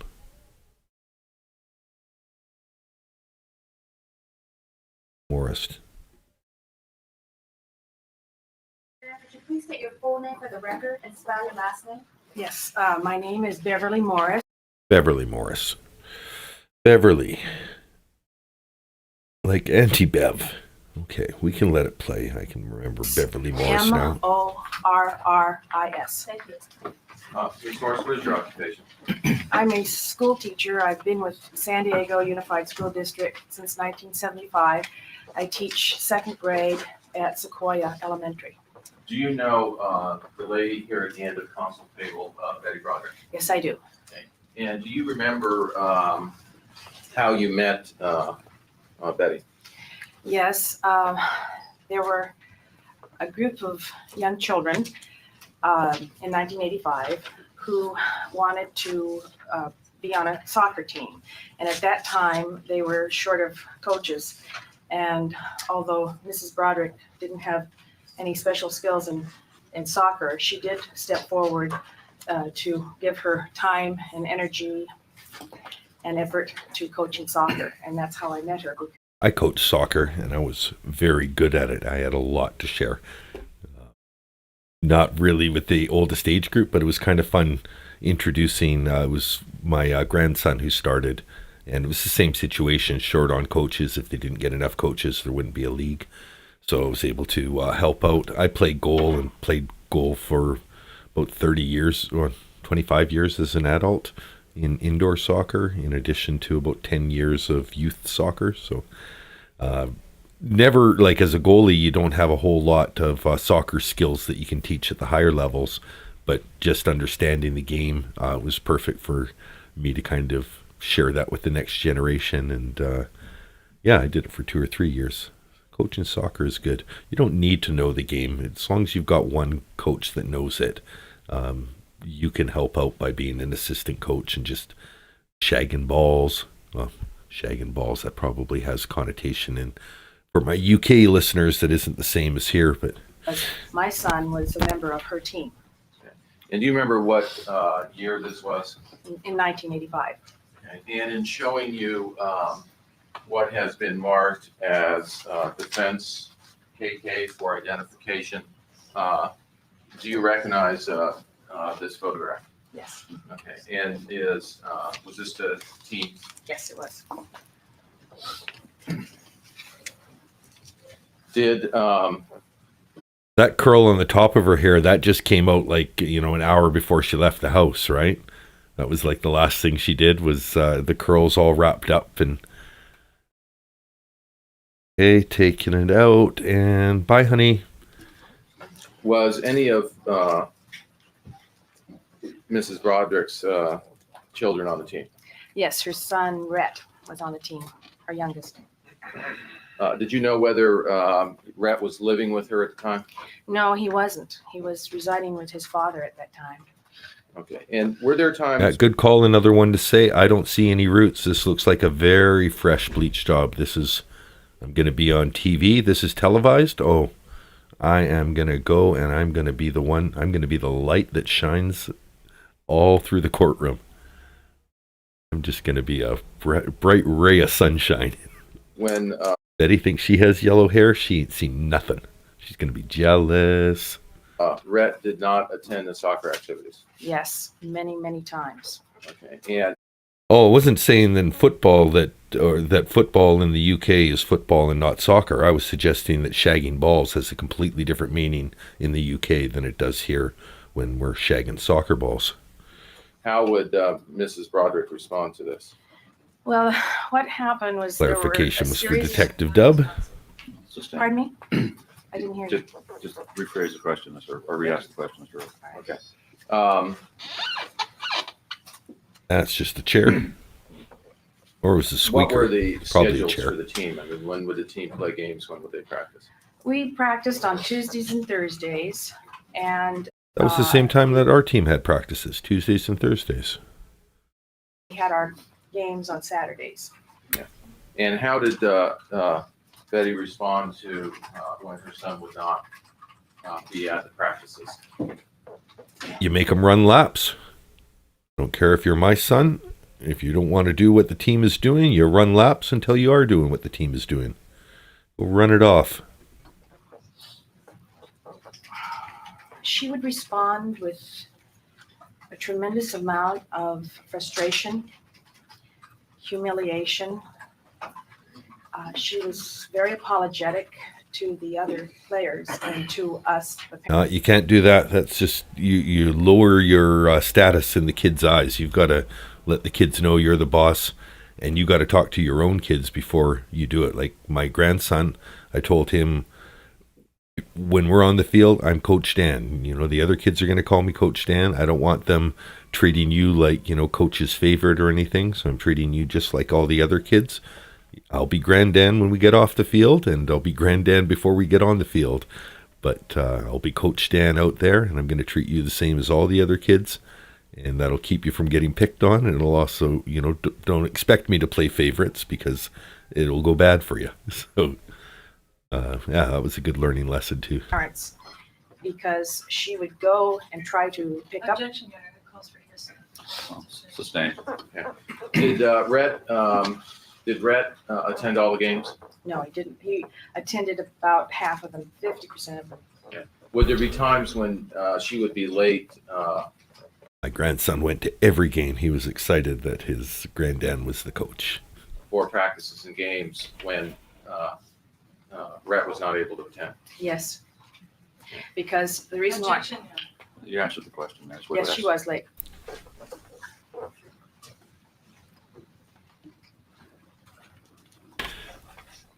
Beverly's hair looks to me, because I used to dye my hair as well, but this was like kind of a 90s cheap way that guys would do frosted tips. Just shave our heads down to, the number 2 blade. And then one bottle of Blondissima could go for like 6 guys. So we'd all dye our hair out of the same bottle. And then a couple weeks later, it grows out. Now you have frosted tips with your inch-long hair. So that was what our group of friends did anyway. But yeah, one bottle of Blondissima could go like 6-8 guys. You call up like, hey, we're doing hair dyeing. Anyone want to come over? So the cost was negligible, and compared to frosting tips, which I think guys with money were spending a lot of money doing. Did you ever see Mr. Broderick in any of the practices or the games? Never.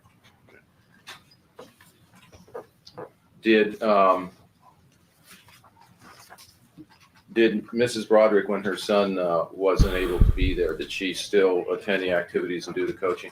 Yes, she did. She always Bedtime attended lullabies. practices and Welcome. games, even though she was unable to pick up her son.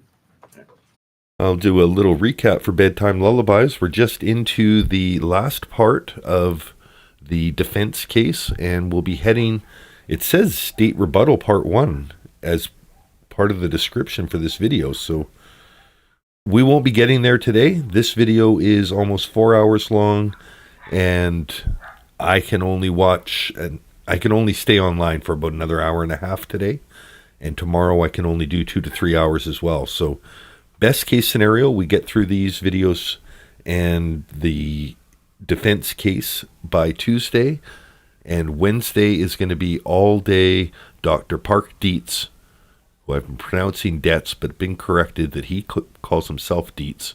Everyone else was calling him Dr. Death, but Dr. Park Dietz, also known from trials such as the Unabomber, Menendez brothers, other high-profile cases.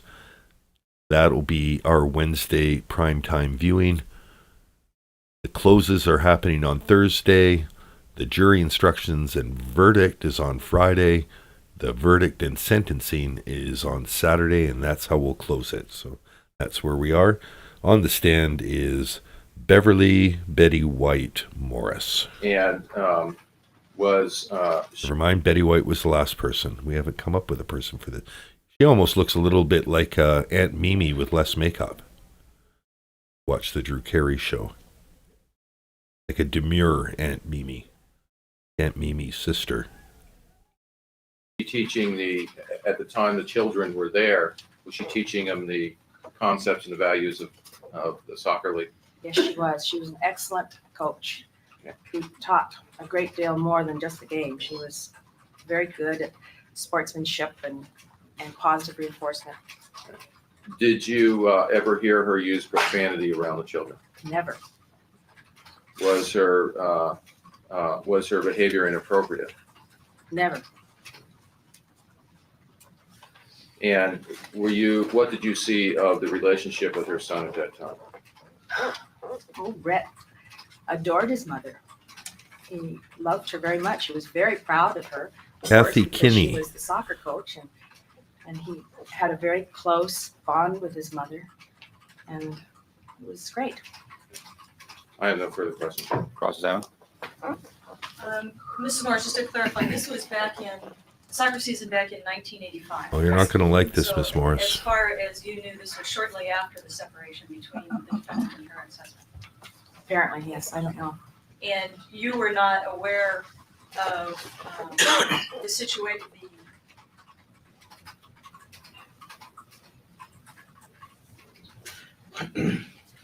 were you aware of any of the details of how the living situation came to be, how the children came to be living with their father? No. What the situation was with them at that particular time? I knew that she was going through a divorce, Okay. but that was all. I don't have any questions. Redirect. Witness be excused. Yes, sure. Thank you very much. Aha, I got it up there before you got out of the stand, Beverly. All right, call Beverly Burke to the stand. The hair is very similar.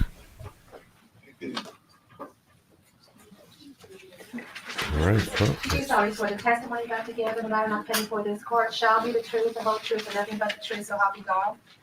Now, please have a single witness stand.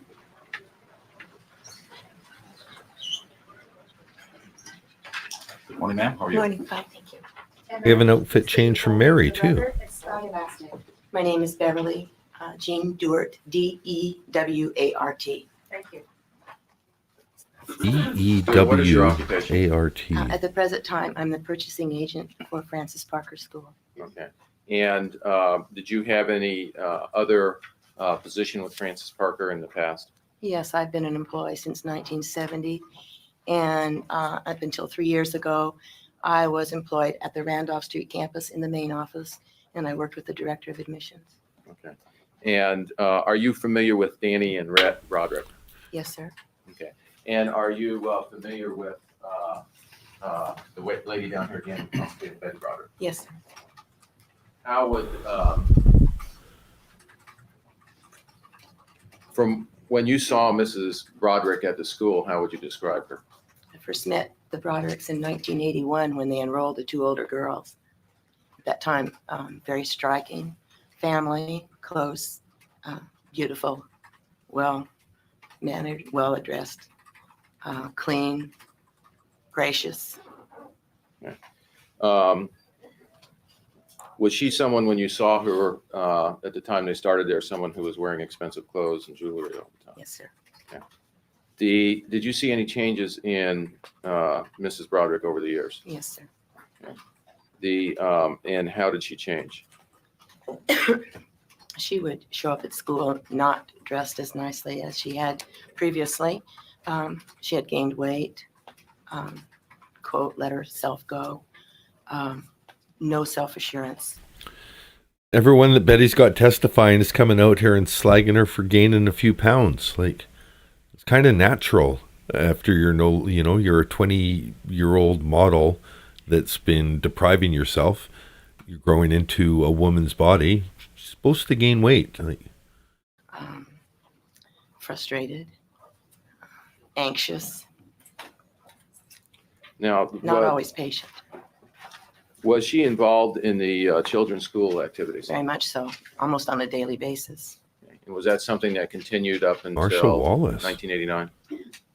I left the lower school campus in the year of '88 to go to the upper school, so I Love the really Bob didn't Newhart see much show. of her then, except when she came up to the upper school campus to pick up Danny at that time. Was she involved in the school activities Yes, that parents get involved in? yes, sir, very And- much so. How would you describe that? Was she minimally involved? No, she was very active, very, very active. Always somebody's room mother or the member of the Mothers Club at that particular time. And always went on the field trips as a chaperone and always wanted to be able to go even when they had to let other parents have a turn. But she was very anxious to spend time with her children. Did you become aware at some point that the parents had separated and the children were living with their father? Yes, sir, we were notified in the office. Okay. Did you notice a difference in Rhett's health after he was living with Mr. Broderick? Yes, sir. Okay. And what kind of problems was he having? Well, when he'd come in off the bus, he usually came to me because he always needed to have his nose blown. And at that time, we noticed that he would come to school wearing the same clothes 2 days in a row.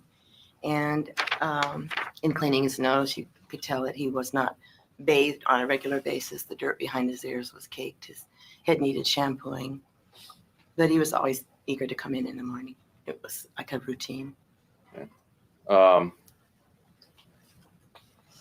Were there problems during the winter on cold and rainy days, the way that they were dressed to go to school after there was a separation in the family? On occasion, they would come to school without jackets, but we generally would have something in the lost and found. But a lot of times they would come without jackets, he and Danny. Was there, what's the usual procedure that you would do when a child is sent to the school sick? Sometimes they would come to school sick, we call the family right away. A to B makes a good point, and she says there's a lot of body shaming here, and it's pissing me off. And yeah, I think this is another thing that we can, with 35 years removed from the timeline, take that 30,000-foot view and realize how pervasive expectations were. And, it was just taken for granted back then because they probably didn't think, like even Betty was like, yeah, come on and, talk about how I let myself go and went bad. There's got to be women that were at home at that time that looked at Betty and went, God, I'd love to look like you do. And yeah, it's a whole cycle of body shaming. So if Betty's not happy with the way she looks and has her own friends going up on the stand and talking about how, well, look at her now. What does that do for everyone that looks in the mirror and thinks, so I'm not even as attractive as look at her now? In some ways it feels like we haven't come that far, but in other ways, there's some progress at the fact that it's recognizable how body shaming some of this conversation is. And, it smacks our sensibilities now, and that's maybe a good thing. Yeah, that's a good takeaway. And normally, well, after the separation, and we were informed that we were to Hey, notify politically. Dan or his office when something would happen. We had to call him first. If we were unable to make contact, then we called Betty. Was there any time that the children would have to stay in the office for some period of time because you couldn't reach Dan? Yes. Did you ever have any problems getting? This may be the best bit of testimony for Betty. I almost wonder why these witnesses didn't testify before her to give her the option. Well, I guess there was never going to be the option of her not testifying, just like Sarah. Well, we'll put you on first, and maybe they'll forget that you testified. But this has been the best testimony for her. Like, if it was just, instead of, maybe even if Betty's testimony was cut to 1 day, and the rest of it was just support for the fact that, hey, I knew her when, and she was fine. She was good. She was, if you had your pick of the moms to take care of your kid's soccer team or, the daycares to go to, that was the one you wanted because she was so good. That's doing a lot more for her than her own words, and kind of brings me back a little bit on the sympathy side too. So maybe better to end with these witnesses, but yeah, maybe the whole defense should have been these kind of witnesses. But Betty would never have allowed that. She needed to get her story out too.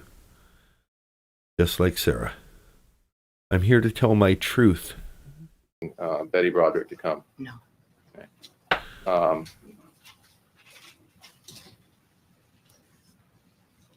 Did the children act different when their mother was going to pick them up rather than their father? Only if they wanted to do something that they had been asked to at the last minute by a classmate. And then they'd ask her if they could go do this. And she didn't always want them to do it, but she... Well, Politically Incorrect says she threw shade at her about being a mother, didn't she? The kids went to school without jackets on a rainy day, or did I misheard?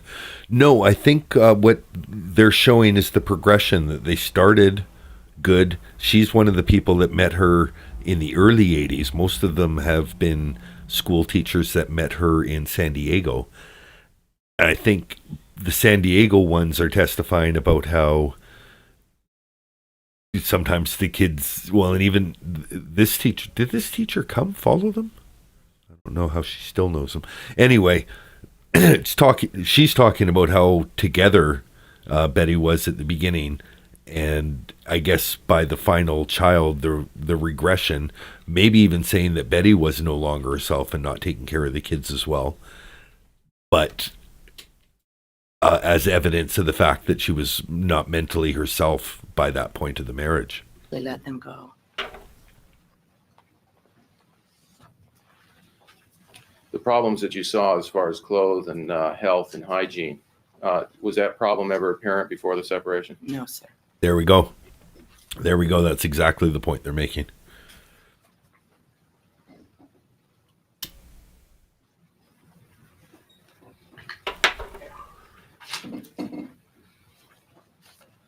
I have no further questions. Cross down. Morning, Stuart. The contact that you're referring to was in 1986 and 1987 when Rhett was in second and third grade, correct? That's correct. It's after that point that you moved on to Yes, the other that's correct. campus. But I did know him up from the time he was 3 years old. Okay, 100% sure that the prosecutor and court reporter coordinate outfits. It's no longer a coincidence. There are big coincidences, and no, there are just coincidences. And it's coincidental that their outfits have matched each other, if not style for style, because we've got a pattern with more bold, solid colors on the court reporter. But they match. They could be walking down the halls together to get lunch and looking smart together. There's no way they're not calling each other in the morning and just giving a simple, white, yellow, wear the blue. Yeah, prosecutor, form-fitting tailored jacket here. Nice pattern that accentuates the curves that, for some of the outfits, she does look lacking in curves, so you got to give this pattern credit for accentuating what's there. The belt may be hidden underneath, and matching skirt. Just a straight up good outfit there from the prosecutor. And yeah, a match on the court reporter. They're friends. You knew him up to that point, but that was the end. Okay. And when you're talking about the problems with his clothes, having a runny nose, that was during the second grade, correct? Okay. And were you aware at all about any tests that were done to determine whether he had allergies at the time? Were you aware at all of whether that problem got better after it was determined? Were you aware at all of any conferences that his You guys just see that? Juror leaned into the shot. Should I identify him? I guess, yeah, enough time's gone by. Betty's not going to get him. Wonder if you guys, I don't know if it was too far off to the side. And let me just bring the screen over. So watch the left side of your screen here.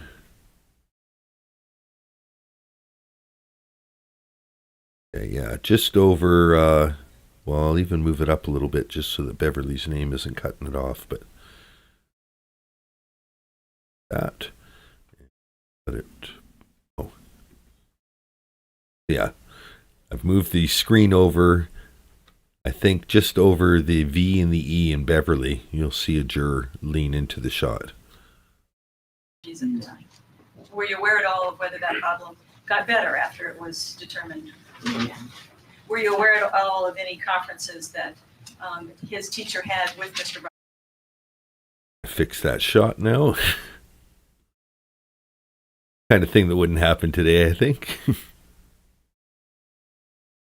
Oh, we'll go back. About the problem and whether there was. Yes, there were conferences. I did know that, but Were what you- transpired, I didn't know. Okay. Were you aware of conferences with the principal or headmaster, David Glassy, and Mr. Broderick? Yes, I knew that there were conferences. Okay. So that they were in touch with Mr. Broderick and talking to him about it. And That would be a Sarah Boone grounds for appeal. The prosecutor and court reporter were working together, please, Your Honor.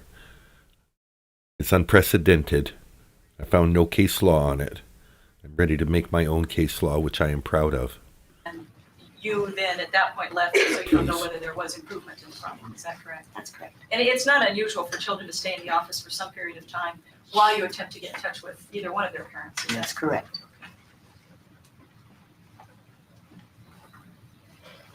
I have a first question. Redirect.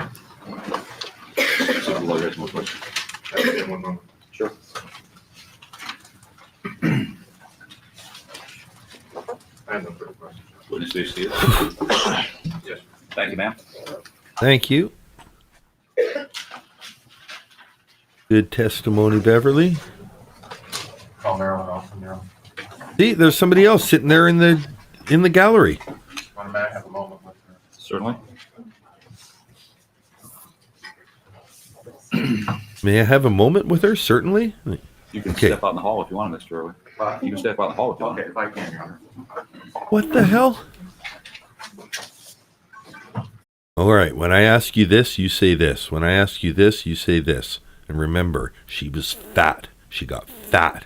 Make sure you say that. What the hell is this?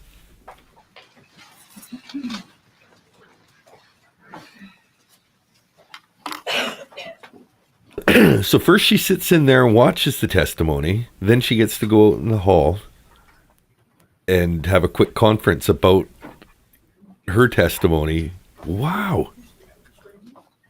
And for the record, Betty did appeal, and her appeal was outright rejected. So just like Sarah's should be, Betty's appeal wasn't heard. It was just rejected. Like, no, these aren't grounds. I might have to do some more research into that, but I know that she definitely had an appeal. But yeah, no appeal hearing, there's no appeal footage, there's no appeal decision, just rejected.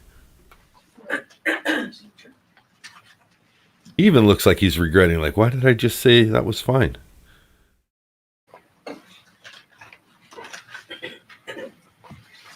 Morning. Okay, this, without even getting a close-up, I'm saying Victoria Jackson from Saturday Night Live in the 80s, 90s, maybe early 90s. Please state your full name for the record and spell your last name. Spell my last name. State your full name and spell your last name. Marilyn Olsen, Olson. Thank you. Marilyn Olsen. Guess I'll just pick my own spelling of Marilyn then. So Olson, you know the lady at the end of the console table there, Betty Broderick? Yes, I do. And how did you happen to meet her? I met Betty about 16 years ago when my son was in childcare with her. She was recommended by Lainey Carter, the professional grandmother at Scripps Memorial Hospital, who recommended her to do childcare. And so I took him there.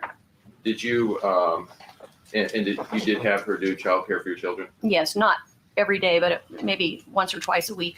Okay, and how long did that go on? Oh, probably 2 years or more. And how many children was that? Just one at the time. Okay. And how would you describe Mrs. Broderick at that time? Well, she certainly had a very child-centered home and had a great situation for taking care of children, and seemed to have that be her foremost concern, and enjoyed the children a lot, did fun things, baked cookies. It was a lot of fun. I enjoyed her. Okay. Now, was she someone at that time that wore expensive clothes, flashy jewelry? She's heard the other people testify to these same questions. Like, you know, the later ones got to know the answers by now, right? Oh, yeah, she used to wear really nice clothes. Then she just fell apart and started wearing sweatsuits.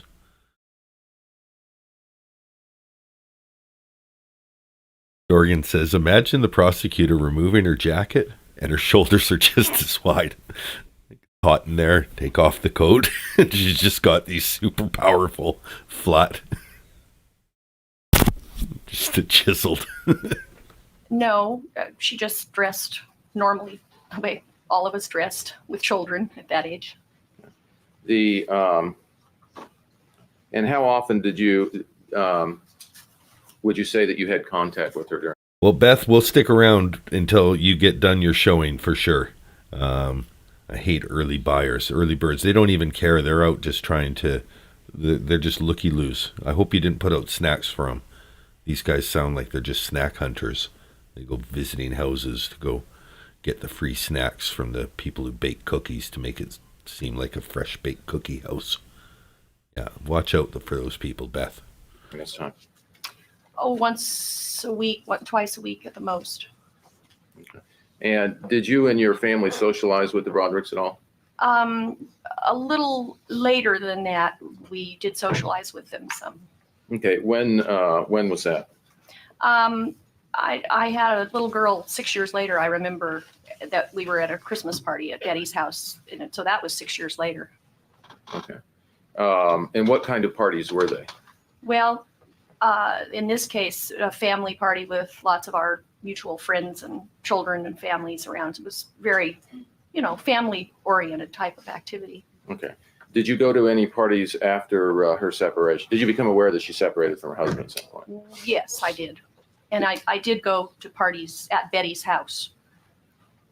Okay. Were they again family parties? Yes, they were. Okay. Were her children always there? No, her children were not necessarily there. It was always a question as to whether they would arrive or not. And most often they did not. Okay. From what you saw, how would you describe her involvement with her children? Well, whenever I saw her with them, it was concerned and caring, but directive. A person who knew what she wanted for her children and was concerned that, it would work out for them and hoping it would be the right thing. Okay. Was before her separation, when you first met her and through the early 80s, did Betty often make complaints about Dan, or how did that appear to you? Well, before the separation, not really. I think we were all proud of our husbands. They all worked hard and they weren't around too much. And so we just, tried to make the best of it. Okay. But there's nothing that sticks out to you that this was someone who was always complaining about her husband? No. Okay. Did you become aware of? It's a more current picture of Victoria Jackson, but You were aware that they did That separate looks in more like her. 1985. Yes. Okay. And did you become, at any times, did you become closer to her more after she moved to Cali de Cielo? Yes, when she moved there, that was only 2 blocks from where I lived, so I saw quite a bit more of her at that time, and so I was able to kind of track her moods and feelings during that time. Did you notice any change in how she felt about herself or self-esteem while? Well, yes, really pretty dramatically that, you know, her life was going down the tubes basically, and she felt horrible and she looked horrible, and she was really quite She looked taken up horrible. with this as a horrible process the whole time and how she couldn't get out from under it. It looked horrible. Just no, man. That's pretty It was such a crazy. chess game, and she was always being cornered and in check and checkmate, and it just was very unbearable for her. Okay. Did you notice any change in her spending habits? Well, I didn't really see these things myself. I think she lived, you know, outwardly rather normally. The Hey, Carolina.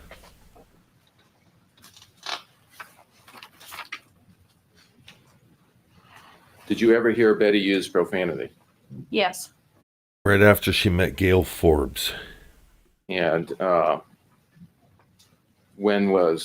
you explain under what circumstances you would hear that?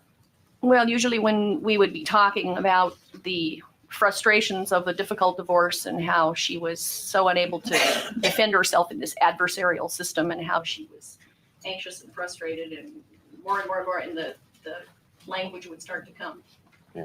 Did you ever hear her use the words kill or threaten? Yes.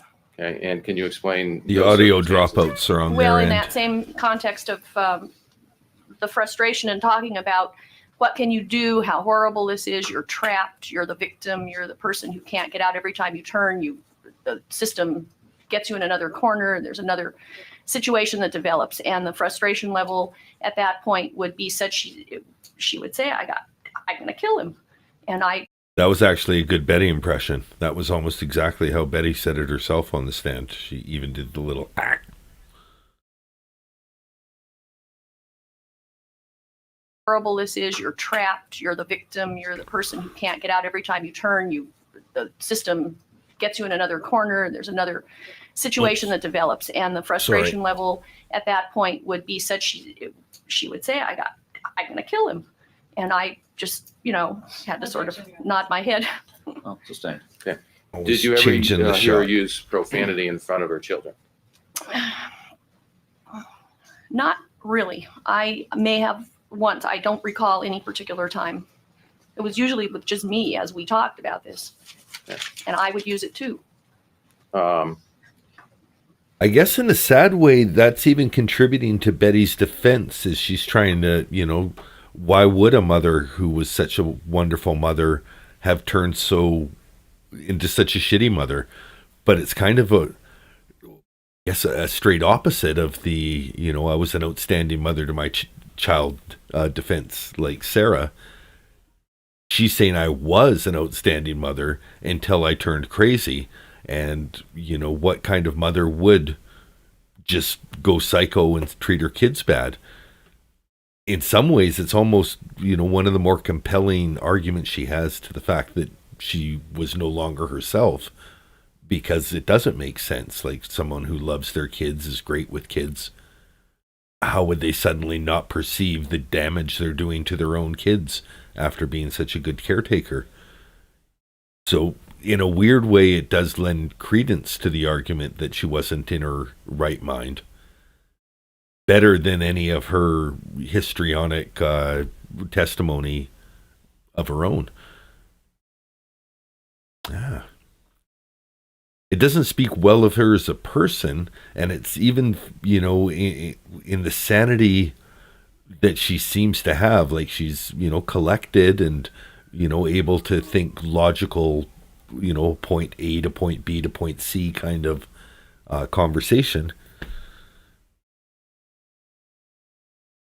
That she would put forward the idea that she was, I was awful to my kids. Couldn't you see it? That's a perfect sign that I was crazy. But she's obviously wants this defense because everyone's testifying to it.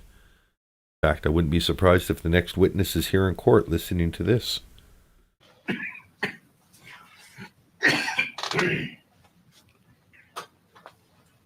Did she ever talk, was there any conversations about what she needed out of her divorce? Mm-hmm. Well, she felt that she needed to That's know. a huge point that bears repeating. Politically Incorrect points out that unlike Sarah, Betty has witnesses praising her. Yeah, not just one or two, and not just people she met after doing her crimes. These are all people from before her life that, you know, are speaking quite honestly about the person she was before the crimes. So I'll repeat that this testimony is the strongest Betty testimony. And I think minus Betty's own testimony, it would have been a much stronger case. But from everything I understand about Betty, she's exactly like Sarah and needed her time on the stand just to get her story out and just to make sure everyone knew how bad Dan was. And, you know, in Sarah's case, she did it to just tell stories and have the spotlight. But I think in Betty's case, her want of revenge got in the way of being able to present what was a stronger case than Sarah's, but her own testimony brought her closer to Sarah's perception with the jury than if she didn't testify at all, in my opinion. Needed some resolution of what was going to happen to her, and that she needed the security. I think she was frustrated to think that it would never be possible to raise those 4 children the way she wanted to in a single parent family. She had standards that she wanted to maintain. And with one parent, it's not easy, but she wanted to know what was going to happen, and she wanted the children. When you indicated that she felt she needed some resolution of the issues, you were aware that as of January of 1989, Hey, Mom, there was thank a you. resolution of the issues that she was aware of at that time, about her ownership of the house, about the amount of alimony that she was getting, about visitation schedule, about the property that she owned, about her retirement pension fund that she owned. You knew that there was a resolution of that as of January of 1989. Well, my understanding was there was never a resolution. A to B asks, I had the impression the boys were unkempt when Dan had custody of them, like when they were showing the shoes. Yeah, she's testifying both ways, both that, you know, he was taking poor care of the children, but also having these witnesses testify to the fact that Betty wasn't taking care of herself or the kids by the late stages of the marriage. So just in my opinion, I think it's more compelling to have people say she started going crazy instead of going on the stand yourself. I just went crazy. And I was, like, I don't think that helps you at all.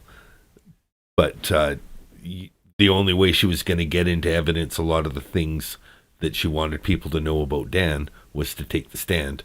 And we saw that opened her up to all kinds of stuff coming back on cross-examination, which maybe they didn't expect because they didn't get cross-examined the first time.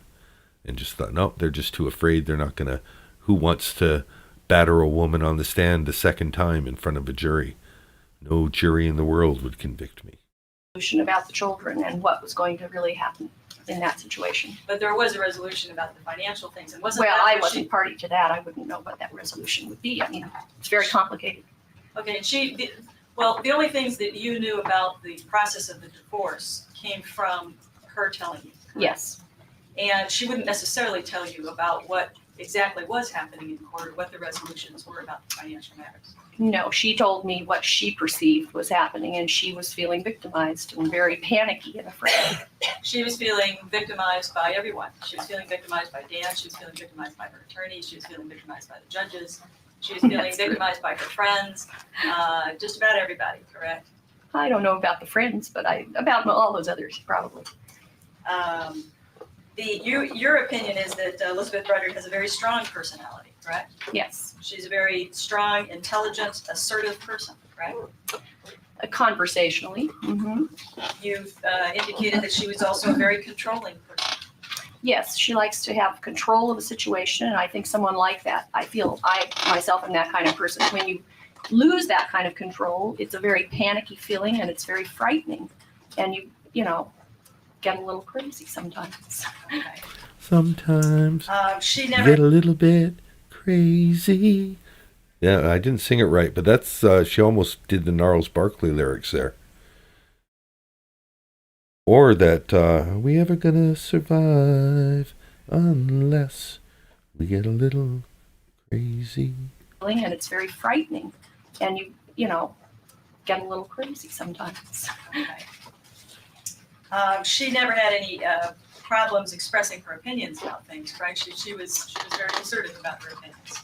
Well, except when the men were around, she tended not to want to talk about issues, you know, only talk about the weather kind of thing. You don't talk about politics, religion, or anything too controversial because the men would not be perhaps as pleased.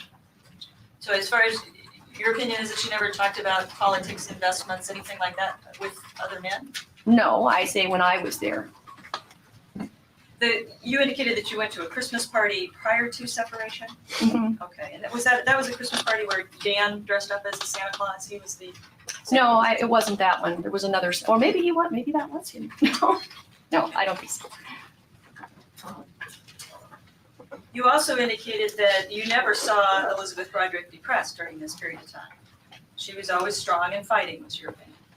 Which period of time? After separation? Gosh, no. That was never anything I would state. She was very depressed, and she was gaining weight, and she was depressed. Let me show you a defense investigative report, page 2, the first paragraph. If you could read the highlighted. Never really saw Betty depressed. She just saw her strong and fighting. She did, however. Excuse me. Oh, you want all of it? I didn't give you the correct. If you could just read that to yourself. Oh. This is referring to you, Mrs. Olsen's statement. Yes. Mm-hmm. And see if that refreshes your recollection about whether or not you ever. But when was this? You're talking about I after stated separation. noticed Betty became more fixated in the relationship with him. Couldn't seem to let it go. Man, you need to read it to yourself. Just like Betty. How about I just read it and comment on it? Well, Isn't it true that? I just saw her acting out then and doing all the other things that relate to depression. Okay, but at the time when you were originally interviewed, isn't it true that you said that you saw her becoming more and more fixated on her relationship with Dan, that she wouldn't let it go, and that you never saw her depressed, you just saw her strong and fighting? Yeah. That she was always very assertive, she sometimes acted zany. Is that your word? Zany? I use that word, yes. And that she became consumed with the whole process and with losing the relationship with Dan. If that's what it says. But of course, depression has all those features in it. So I've learned more about depression since then. Okay. Someone talked to you about that? Is that? No, I've read a lot about it. I actually wrote a paper on it 20 years ago that I pulled out the other day, and it was pretty amazing. It's right on. Oh, but she wrote the paper 20 years ago, Did so she ever was talk to you aware about of the it. things that she was doing to cause any problems in the process? Did she talk to you about firing her attorneys, firing people who had been hired on her behalf? Yeah, less about that than about her acting out. She talked about running into the door and pushing the car off the road and acting out situations that she was so angry and so frustrated and that kind of thing. So that to me goes into the depression. You either act it out or you internalize it. And prior to the separation, it was also your opinion that she was very strong in the relationship between her and Dan Broderick. You described him as being a rather quiet, shy, cute man. The defendant was a dynamo and dramatic and seemed to be calling the shots. Yeah, that's how I would have had that impression because I thought she was a very dynamic woman. And he seemed kind of like an overgrown fraternity boy. Okay, and she seemed to be. Just addressing a couple of questions that have come up in the chat. There's, and this is a very interesting. It explains why there's, why there's still interest in this case after all these years. We're not 100% in any direction in the chat. There's a lot of people that, have strong opinions on the case. There's people still with minds open. But where was I going with it? Oh, but if we think about parole, the children are 50-50 split. The oldest says no, she shouldn't be paroled. Next oldest, which is the second daughter, Lee, says yes, she served her time. She's not going to hurt anyone. Let her out. Danny, the oldest son, third youngest, says no, she hasn't shown any remorse. In the parole hearing, he had the same emotion in his voice that it sounded exactly like Danny from the phone call and the recordings. Like, you can tell there's a bit of him that's always going to, I don't know, it spoke to me anyway. Agent of Chaos. Oh my goodness. I will finish this thought and then get to thanking you. Oh my God, have I lost my thought? You got me all excited. Calling the shot. Oh, and then finally, Rhett is, let my mom out. Like, he was just a kid when she went in, like, the youngest of all of them, wants some relationship with his mom, hopefully before she dies. And, so the kids are split. And I think it speaks to both how divided opinions can be on the case, and also to accept that division in opinions, because if the kids are split, I'm sure they're still talking to each other. Like, it's not like, oh, you're on mom's side, so I'll never talk to you again. I don't know for a fact, but I just imagine if they can be split and still be getting on with their lives, so can we. So a big thank you to Agent of Chaos. That was 10 bells, because Agent of Chaos 2 sent 10 true crime memberships to Dan D. Let me just refresh.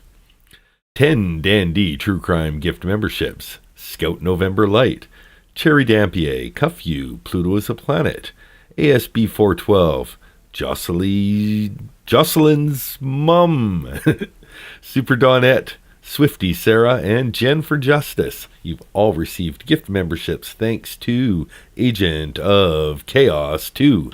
Thank you very much. Agent of Chaos 2, if you have anything you'd like me to say for a super chat, just type it in the chat bar, and if I miss it, one of my mods can refresh it for me. Single Moms are, you also got one. Oh, the chat was moving quick. Good for you, Single Moms are as well. But yes, yes, if you have anything you'd like me to say as a free super chat, Agent of Chaos, I haven't seen you too active in the chat, but I very much appreciate it.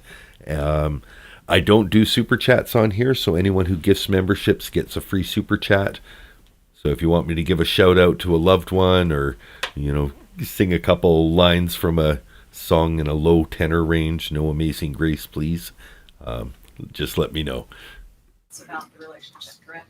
That was your statement. Well, yeah, little dramatic, sure. But she seemed to know what was going on when I was around her. I have no further questions. Redirect. Yes, sir. May we go to Sure. Redirect. Yes. The parties that you attended, those were parties that were family parties, where they were basically Betty's friends and children. Yes, I would say a lot of them were lawyers' families, looking at it. I know a lot of those families, and they were Betty's friends and some others. Okay. You didn't attend parties where there was just, where there were Dan's friends that were there as just lawyers? No, my husband's not a lawyer, and so we were not invited to those parties. No further questions. Recross. No, Witness be excused. no objection. Thank you very much, ma'am. Next time, spell your first name, Marilyn. Olsen, anyone can figure out. Would you see if you're on it, there's a witness present? Certainly.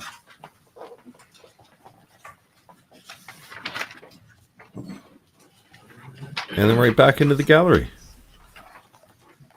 Got my seat warm. Your Honor, the witness called. She wasn't feeling well, but she was on her way. She called her at 9. Well, why don't we just take the morning recess a little early then? It's all right with me. Yes, and then I believe after that, there'll just be 1 or 2 witnesses, Your Honor. So we're gonna get through before lunchtime? seen how long the witnesses take. I'm sure the jury's glad to hear that. I know I am. All right, ladies and gentlemen, we'll take our morning recess at this time. We'll be in a recess, say, for approximately 15 to 20 minutes. When the witness arrives, I'll send my bailiff to get you. Please remember the admonition.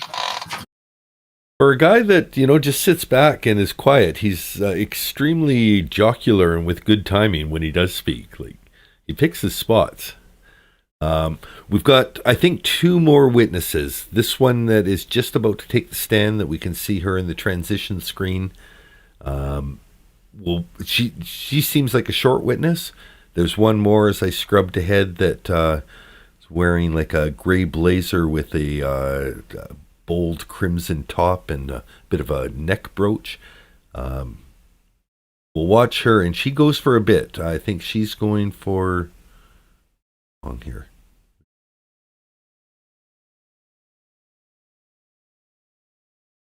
I think we got about 40 more minutes of raw video to watch today.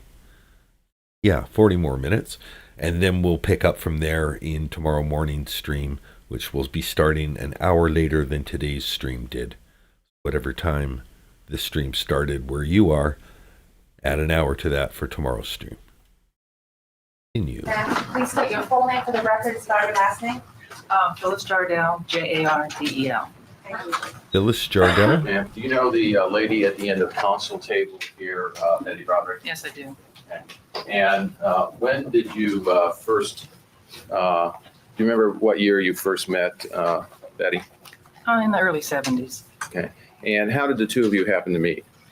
She was working at St. Columba, and my husband's Aunt Joan was a teacher there, and she asked me if I would babysit her daughters. Okay. And where were you living at that time?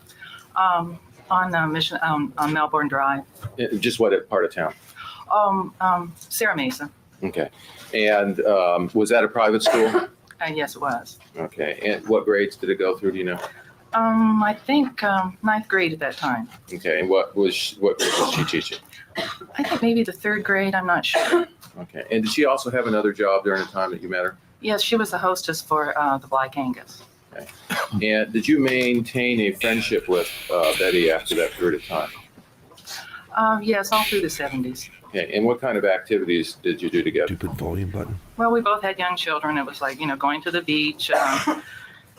We had households that, didn't have a lot of money, so we'd go thrift shops and shop, for the kids' clothes and stuff like that. And she was active in all, different sports and stuff. Okay. And were those with the children? Oh, yes, definitely. Okay. Was she someone who was spending a lot of money? No, she didn't have a lot of money to spend. Neither one of us did. Okay. And were you aware of any medical problems that she had at that time? Yes, as I said, she had 2 daughters, and I had 2 daughters about the same age. And she kept getting, pregnant, and she had varicose veins that were really bad. And she kept having like miscarriages and. Wow, it's like the celebrity roast of Betty with no jokes. Like, oh yeah, she had varicose veins. They were really bad. And she gained weight. Oh, she let herself go. These are your friends. Who needs enemies? Even carried a baby to term, and it died. Okay. Did you and your family socialize with the Brodericks? Yes. Okay. Did during the time that you were there, was Mr. Broderick involved with the children? No, at that point in his life, his ambition was he wanted to. Objection, Your Honor, calls for hearsay or speculation. I'm saying. Okay. Was he involved with his children? Just No. okay.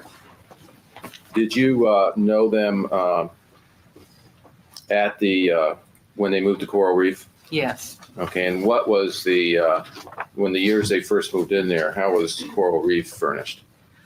Really nothing, because before they moved, they'd had a fire, and they didn't have much of anything. It was just things people gave them, just odds and ends. During the time that you knew her, what was her attitude towards Dan? I really didn't think they had, basic arguments like everybody, but they seemed to get along, real well. I never heard arguments. I never heard cuss words or anything like that. Okay. Would you say that she was someone who seemed to be always critical of her husband? No. Did you ever see an injury to Mrs. Broderick? Yes. And what did you see? She had a black eye. Oh, the Did she black ever tell eye. you how this occurred? No, I asked her, but she didn't really, she just said it was an accident and it's embarrassing enough anyway, so I just didn't cry. Okay. Did she seem like she wanted to talk about it? No, And do you remember what year this happened? about 76. I have no further questions. Cross down. You indicated that the defendant would throw lavish parties. What is it that you're talking about? Are you talking about during this period of time? No, I only indicate if, I'm not sure, I said that last time. Well, if I can show you a report. Page 2. Oh, did I do that? Guess the black eye photo just made it into court.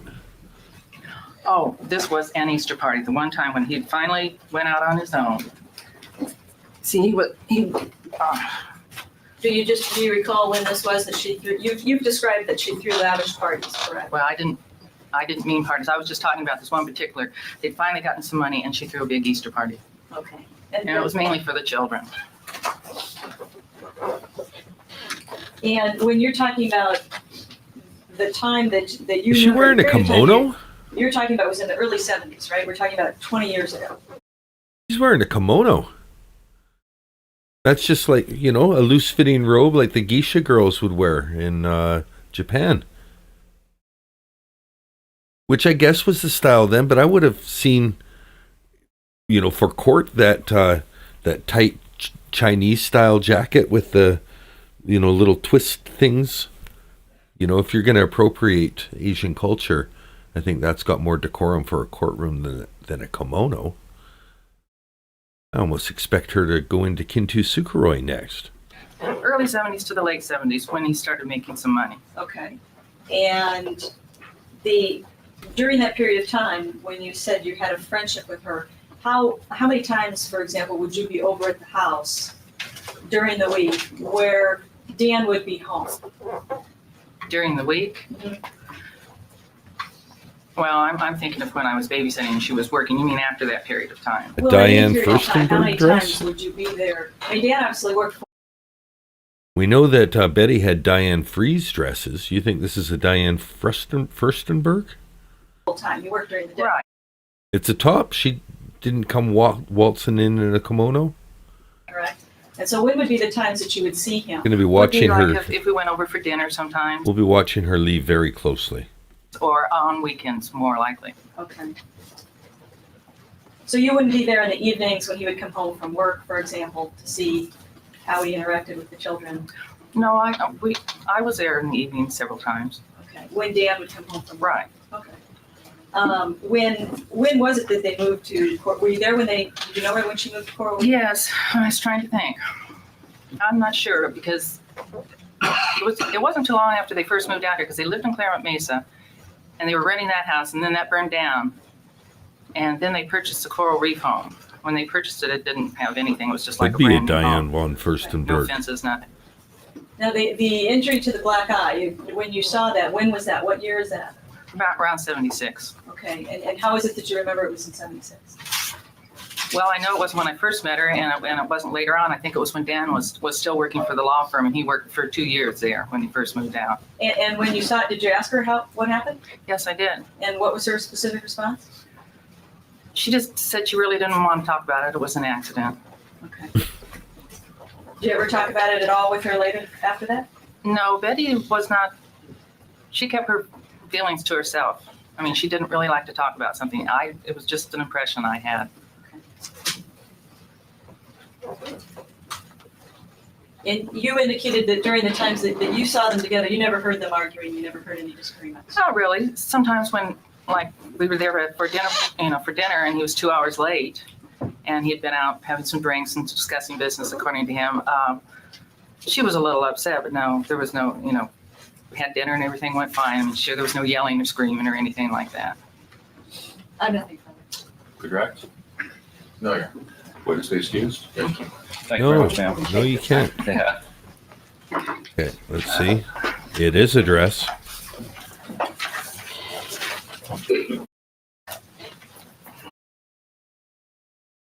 It is a dress, not a kimono. It's a flowing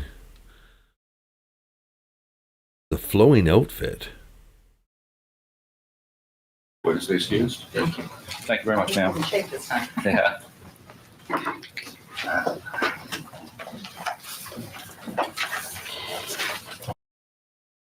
Okay.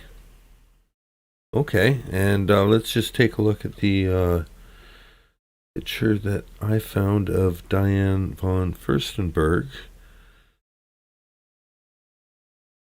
As Diane, oh, it's an AVIF. I don't think I can show AVIFs. Your time is running out, Diane von. Oh, I know what I'll do. I'll just bring it.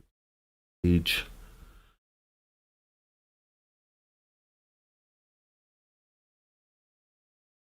Work. Copy.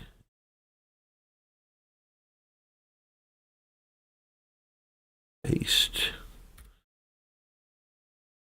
Up, and there's a Diane von Furstenberg dress. Green. Up. It is up. Okay, that's Diane von Furstenberg.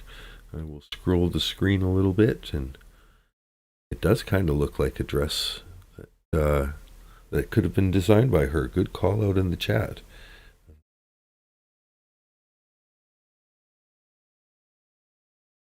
Others in the Diane von Furstenberg line.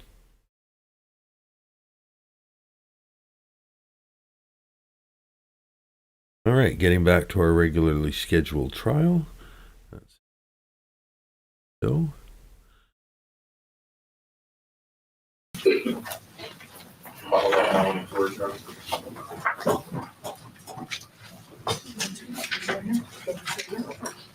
Very Mrs. Roper. It's a caftan. Mrs. Roper wore nothing but caftans, and she looked comfortable. She was flowing from floor to floor. That would have been funny if they gave Sarah something like that. The hell do you want me to do with this? You asked for a dress. No way I can even wear this backwards. You guys don't even know me. You guys don't even know me. Choose the hobby god. Billie Jean's here. Yeah, we're on the catwalk. Morning, ma'am. How are you? Ma'am, could you please state your full name for the record and spell your last name? Melanie Coors, Cohrs. CHORS? Melanie Chores. Do you know the lady here at the end of the council table, Betty Broderick? Yes, I do. And do you know approximately when you met her? Yes, it was in either 78 or 79. What is your occupation? I'm an interior designer. Is there such thing as a interior decorators or designer license? No, Okay. not in the state of California.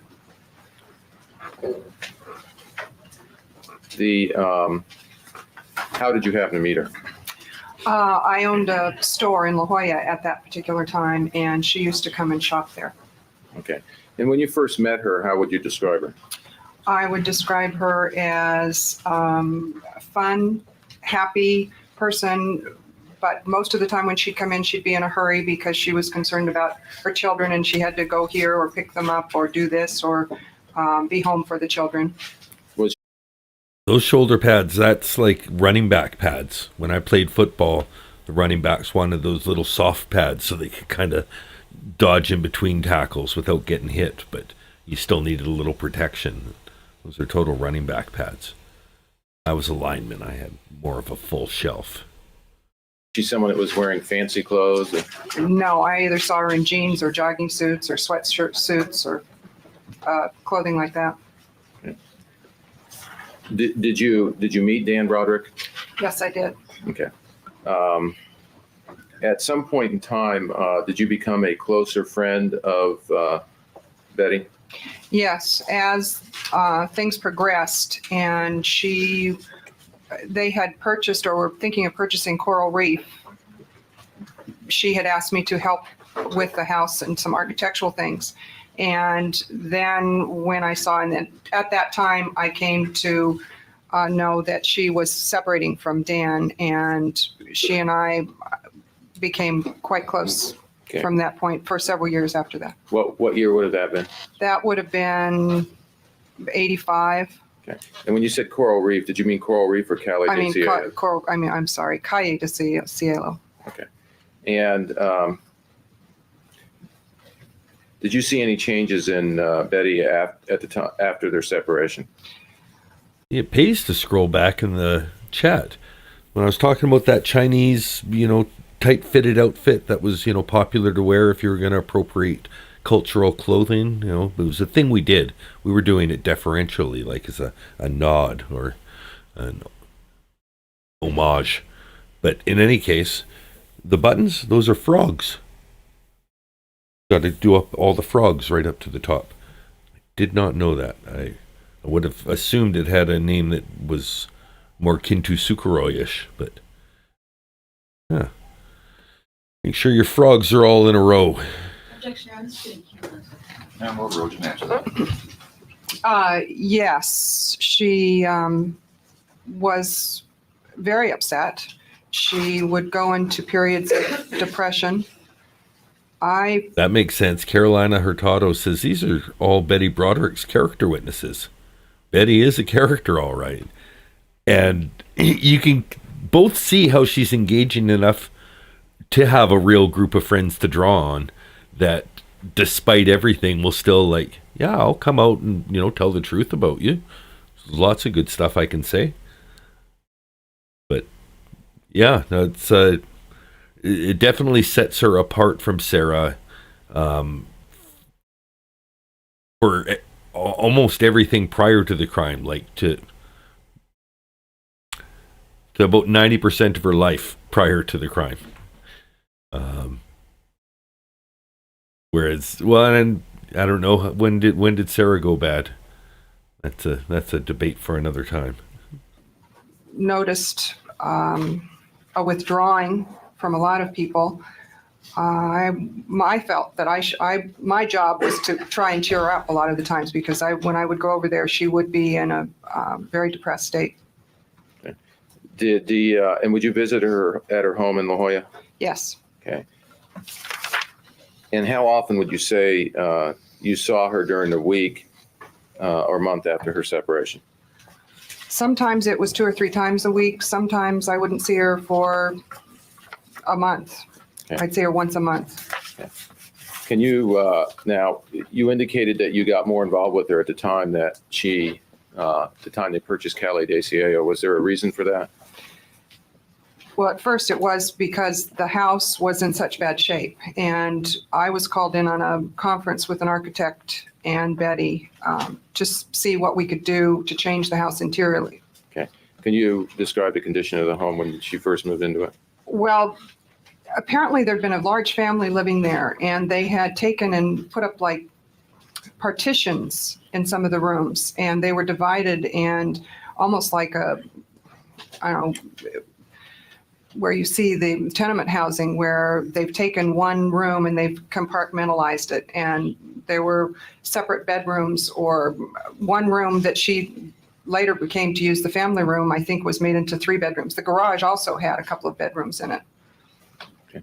Was there any furniture in the house the first 3 or 4 months that you can remember? No. Okay. Do you know where she was sleeping? On the floor. Do you know how long it took her to furnish the house? She hadn't completely furnished it by the time she was moving out. Little by little, I know that it was empty, fairly empty for quite a while, and then little by little, old pieces of furniture from her other house would appear. And also one day she got tired of not having any furniture in the living room, so she went out and bought everything. Okay.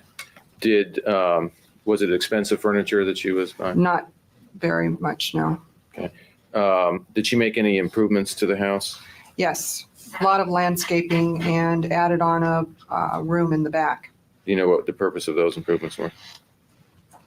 Well, for several reasons. The house itself wasn't very interesting. Her dream house had been more of a colonial style, and this house wasn't that way. So the white picket fence in the front was added for that reason, and the landscaping was pretty bad. So she had done a lot with that. And then the backyard, which was totally devoted to children's activities. And the cabana or pool house that was built in the back was definitely made for parties. It was a dream for children to have a party.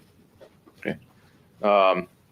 Did you feel that she was someone who was a talented person, or someone who was could have been an interior decorator?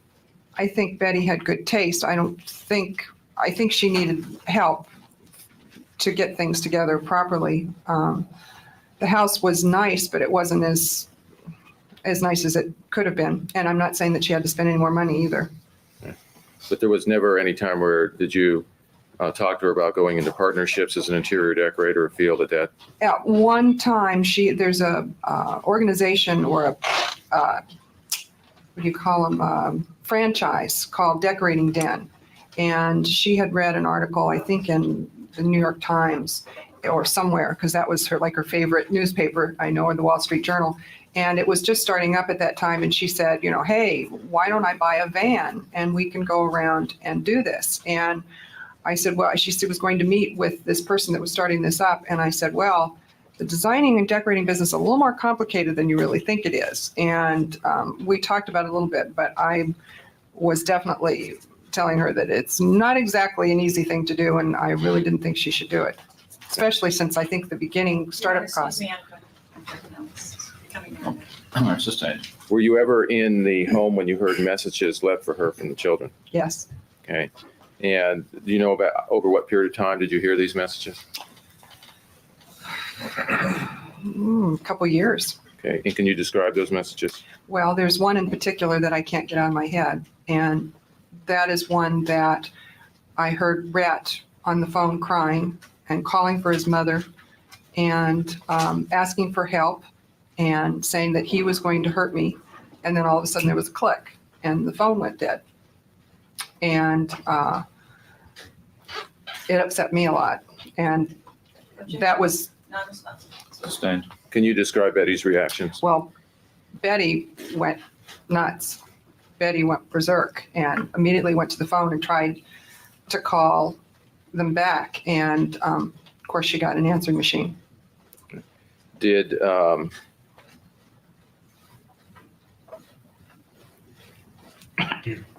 were you around the house when she would have to take the boys back to their fathers after visits? Bald Oregon. Okay. And what was the children's reaction? They weren't very happy. Again, there was one particular time that, again, I can't get out of my head, that Rhett was clinging to her and crying and saying, Mommy, please don't send me back. I don't want to go back there. I hate it. It's awful. Please don't send me back. And she started to cry herself and said, I have to. If I don't, they'll put me in jail again. Okay. Did you hear her use profanity about Dan or Linda in front of the boys? Yes. Okay. How often would this occur? Well, I don't think it was a primary thing. Occasionally, most of the time she was having fun with the children and playing with the children. But occasionally the cloud would come over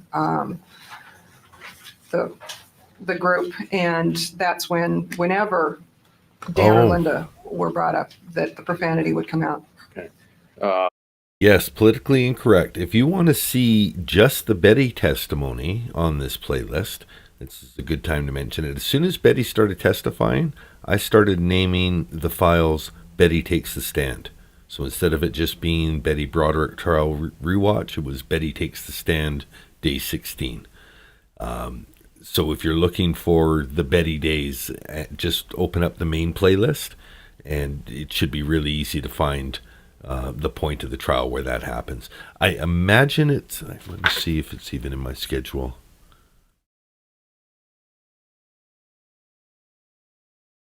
I don't know what number it is from here, but it does say that.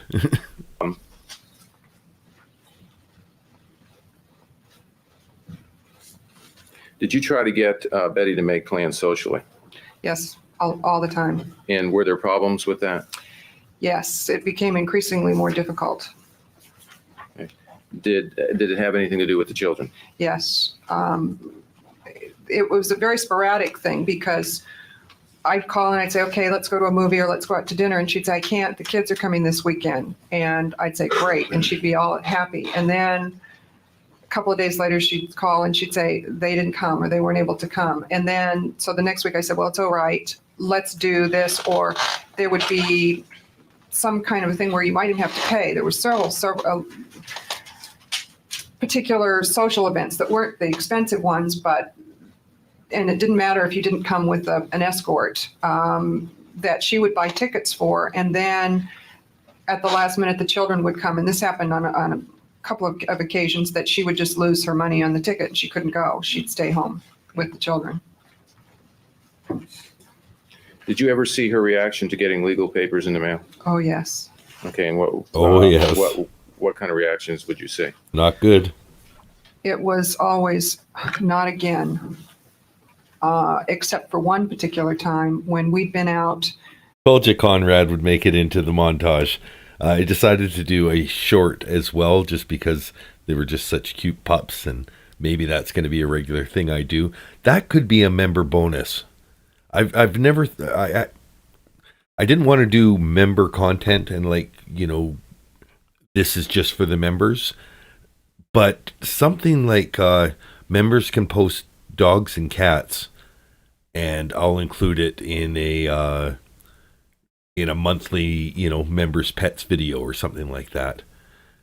That's something I could do where I'm not really cheating the true crime fan out of any content. And they could even still watch the short. It'll, just won't have their pets in it. And maybe I could, as long as I can accommodate it, I'll take all the pets. But I'll make, yeah.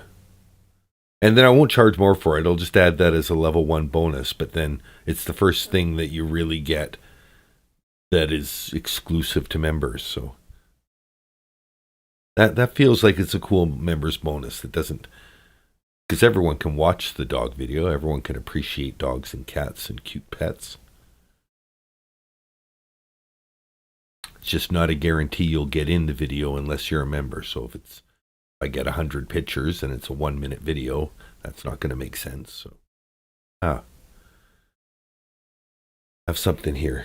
You guys are fine and dandy, and your pets are going to be in some fine and dandy videos too. To a movie or out to dinner or something. And during dinner, she got very upset. And I kept saying, well, what's wrong? And she said, I got some papers today. And she said, they're going to send me back to jail. And I said, are you sure? And she said, yes, I think they were delivered by a marshal and they're going to send me back to jail. And I said, well, don't worry about it. Well, just go to your house and pick up something for you to wear. And you can come to my apartment because they won't find you there and we can figure it out. Conrad is the Chihuahua that is floating on a puffy pillow. You might miss him, but it is a fluffy pillow Chihuahua, and I sandwiched him in towards the end of the reel, but you can't really tell until the reel's over.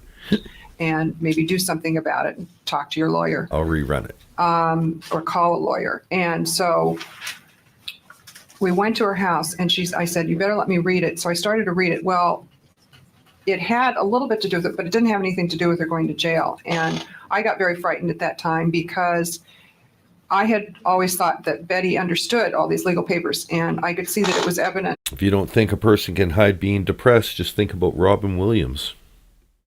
From this, that she really didn't too much. And this even scared me more later when I knew she was representing herself. During the years that you knew her, did you see any change in her physical appearance? Oh, yes. When I first met her, she was lovely, beautiful, happy. When I first met her, she was lovely, beautiful, happy. Now she's that haggard crane you see sitting there. Person with a darling sense of humor. She was. Now she's a wicked sense of humor. She's sharp. She's as cold as ice.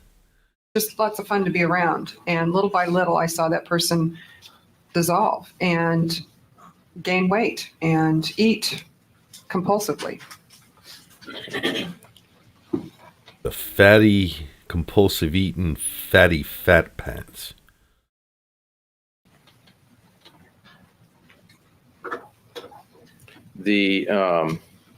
That's a look. She's feeling it right now.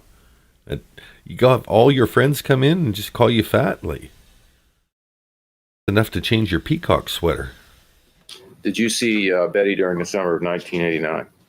Yes. Okay.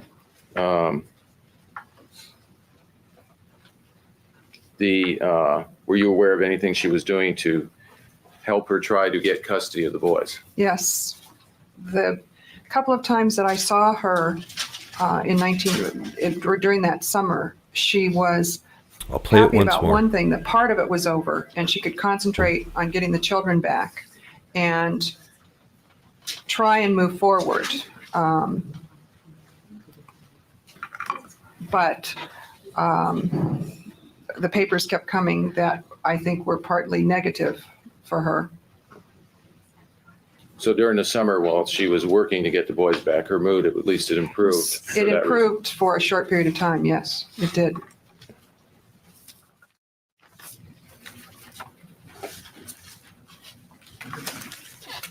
I have no further questions. Cross-examine. When you say the papers kept coming in the summer of 1989, did you see any of these papers that were delivered in the summer of 1989? It would be hard to say that there were always so many papers there, and so I can't tell you what dates or whenever they came. Well, I just knew that things were happening and more. Well, let's just talk about the summer of 1989. Are you aware of her receiving any papers regarding can't. custody of the children in the summer of 1989? I think Betty told me that she had received some. I can't give you an exact time, or I can't say that I actually physically saw a paper arrive, no. Okay. And were you aware that she didn't file for custody of the boys until late September of 1989? No. Were you aware that there were no actions going on in court with respect to custody of the boys during the summer? No. And when you indicate that there was this one time when she was very upset about receiving some papers and said, they're going to take me back to jail again.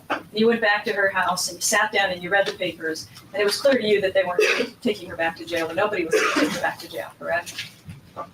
Right. That was not the tenor or the content of the papers that she had received. Right. Okay. And did you sit down and go over it with her and read Yes. together with her? Yes, and at that time, then she had me read quite a few of the other papers from the divorce. Okay. But with respect to those papers, it was clear that nobody was sending her to jail, and she, from reading those, could obviously understand that, correct? No, not necessarily, because she had been to jail, Okay, but and she didn't understand at that time. So why should she understand when those came? well, when papers came that had to do with something that was entirely unrelated. Oh, no, it Entirely wasn't. unrelated. Well, What- it wasn't unrelated to the problem and the reason that she was sent to jail. It was to do with the profanity in the tapes that Dan had. And was there anything in there that said that she was going to jail? Not at that particular time, no. When you read the papers, it was clear to you that she was Yes. not going to jail. Yes. Okay. You've always described Elizabeth Broderick as being extremely intelligent, correct? Yes, Very, very bright. yes. But you can be intelligent and naive at the same time, Okay. and I think that's Betty. With respect to the decorating of the house, You it is true definitely- that she received. You definitely can be intelligent and naive at the same time. I think of Corey Richins with that one. Like, Sarah's Dumb and Dumber, but Corey Richins is both intelligent and naive, like smart enough to, have a real estate license, smart enough to get the loans to get herself in that kind of financial predicament, but naive about the consequences, naive about what she was getting into, naive to think that somebody who's into doing fentanyl has a contact with the cartel on the other side of the border. It's not just buying it from a guy on the street. Like, the cartel deals with dudes from Utah. I'm looking to buy some fentanyl, please, por favor. Yeah, intelligent and naive is definitely a thing. Most of the furniture from the Coral Reef house by the time Dan and the kids had moved into Cyprus, correct? I believe so, yes. Okay, and that was in December of 1985. If that's when it was, yeah. And then after that period of time, Detective Wolbafet keeps claiming that she can't contribute because of no pets, but Technically, Detective Wolbefit, you're the first person to post a pet to the Dan D community page, and it's my disservice that I didn't include the mantises that you had in your house, because there was mantises on almost every surface of Detective Wolbefit's house on a certain day, and those qualify as pets. So if I don't get anything but dick pics from you, I'm gonna have to give you a mantis shout out in the next pet pics. There was, with respect to the house, it was repainted, it was recarpeted, there was new kitchen cabinets Okay, put in, Corey's a kitchen little dumb counters, too, I get it. new Yeah. linoleum, new canvas overhangings on the outside of the house, Still brilliant, like a Einstein next to Sarah, but new fences, new lights, the pool house in the back, all of that was done post 1985, correct? Yes, can I clarify a couple of those things? Like, well, swearing on tape, yeah. And that said, Corey on tape wasn't that brilliant either. Oh, so what is the acetaminophen? Was that a drug? Was he doing acetaminophen? when you say new cabinets in the kitchen, I believe it was just new faces. Okay. It's a difference. And Were you involved in doing that with No. her, or she was doing that herself? she was doing Candace's pet rock died. So now I'm thinking about the rock from Neverending Story. The rock, oh, that was a rock biter, but all the rocks were empty. If there's no rocks, there's no reason to be. herself. So she was making those decisions about how to do those. Yes, occasionally she would ask my advice. I didn't want to sell her anything. I knew Betrayal. that she had a problem with the cash flow. So, and we also were friends at this time, and I didn't want to be on that kind of a relationship with her. In fact, didn't you try to talk her into not spending quite so much money? Yes. You know, it's an interesting point because we're talking about the marriage, the divorce, and some of the precursors to the criminal event that this trial is about. In the original chat on Criminal Conversations, who is hosting this court TV footage, one of the commenters made the point that if all of this was happening today, it would be vastly different for Betty and family court, and maybe just the changes in the way that of courtroom procedures would have been enough to prevent this from ever happening. And that's another point in Betty's favor, in my opinion, as far as sympathy, because, you know, if there's truth to that, if it was, you know, it's just a better system now because of abuse in the past, it lends a little credence to the fact that she, you know, got screwed over, felt like she was getting screwed, and felt like she was being called crazy for feeling like she was getting screwed. And, you know, it's still 100% correct. If she could have gotten out of that cycle and just focused on bettering her life, that would have worked too. But there's something to be said for, you know, I wouldn't be crazy if you didn't make me crazy. And that's maybe an argument in that favor again. Let her wait. And the phone message that you indicated that you heard from Rhett, that was several years ago, several years before November 5th of 1989, correct? Yes, Okay. So it had been sometime maybe in 1986? it's possible. And Mandy, I don't know if you were here for all of the trial today, but what would you think if I told you that witnesses were just sitting in the courtroom listening to the previous witness and then going up there and answering the same questions? Was what Betty's witnesses, they were all just chilling in the gallery. That seems strange to you.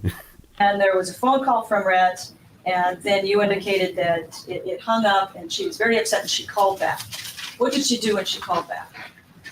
She, as I said, she went nuts. And at that time, that's when she started screaming into the phone, "Where are my children?" and said the profanity, some profanities, yes. Do you recall what she said to the phone? No. Okay, well, obviously her concern at that point was about Rhett. Yes. And where are my children? Right. Okay, what else was she saying over the phone? Was she yelling profanities about Linda? Yes, And because it was Linda answering the machine, And how do you know that? because she told me. Okay. Because what Yeah, is- Mandy, I'm not kidding. You might have to rewatch some of this. Just kind of scroll and look for when the witnesses get up and down. But you'll notice that a lot of times when a new witness is getting called, they're not going outside the courtroom. They just stand up. They've got an aisle seat and they're ready to go. do after said, that? you know, you're on the machine. Okay. What did she do after that? I mean, there was an answer and she yelled profanities into the phone, and then what happened? She said, I've got to wait. I can't leave. I think we were going to go out or we were going to do something again. We'd come home and I don't remember exactly what happened, but I remember how upset she was. And she said, now I have to be by the phone. I can't leave.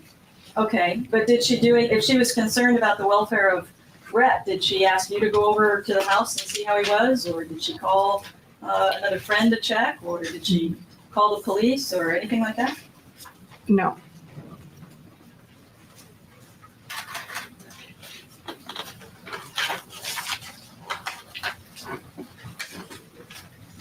And the incident that you referred to about Rhett saying that he didn't want to go back when she was going to send him back to his father's, when was that? In relation to November 5th of 1989. I'm not sure. It's hard for me to, the years sort of run together. That was several years Probably before, too. 88. Just a quick update. It looks like there's about 10 more minutes of her testimony. And then it looks like there's 10 to 20 minutes of discussion over evidence and just the lawyers talking at the bench. So I might watch some of that and then we'll end up starting the stream at that spot again. So whatever we watch after this witness, we'll be rewatching to start the stream tomorrow. Okay. And I mean, obviously, Rhett loved his mom. I mean, I think that's correct. Yes, that is Fair correct. And he wanted to visit his mother more than he was being allowed to, correct? That's correct. And you were not aware of the situations with respect And Rhett is still one of the ones that wants her out for parole, the youngest son. to the recommendations of the psychologist and why they were recommending that there not be more visitation, correct?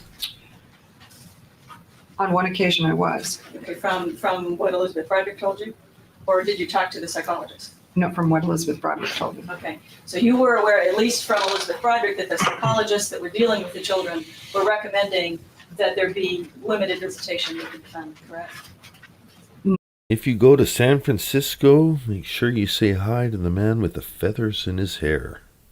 Not that far. There was I guess we'll change it to San Diego for this trial. just one time when I was there where there was a phone call from a psychologist. Okay. And I know that Betty came back and said, well, I won't do what the psychologist wants me to do. I cannot live with somebody telling me what to do all the time like this.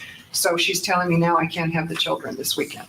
Okay, so a psychologist had apparently called her and talked to her and made suggestions or recommendations about what she should do in order to have the children, but she was indicating to you that she wasn't going to do that. Nobody was going to tell her what to do. She'd been told too much what to do. Okay.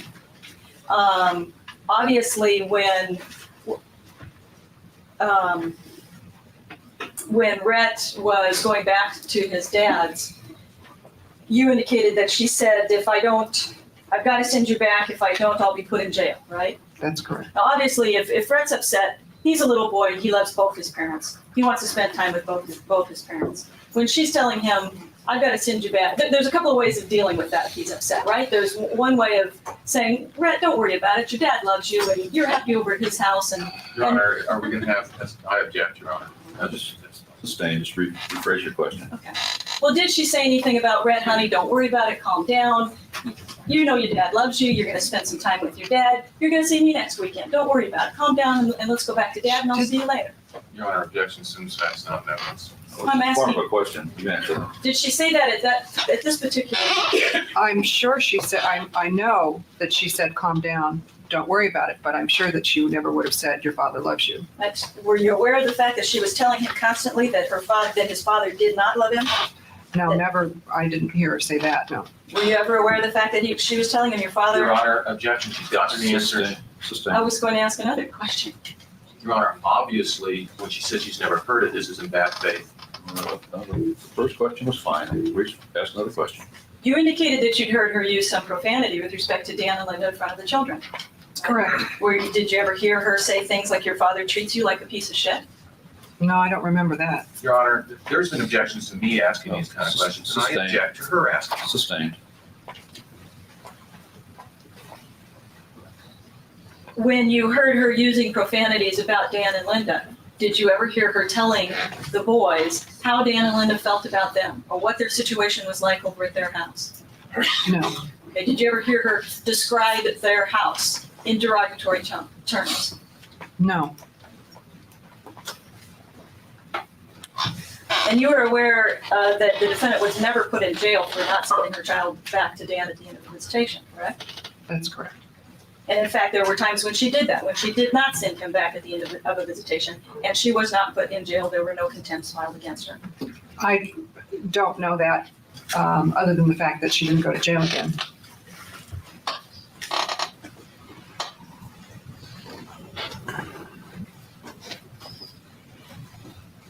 Were you ever aware when she was talking to the boys and using profanities, did you ever hear her telling the boys to do things to Dan or Linda? No, Were you ever aware of that circumstance? no,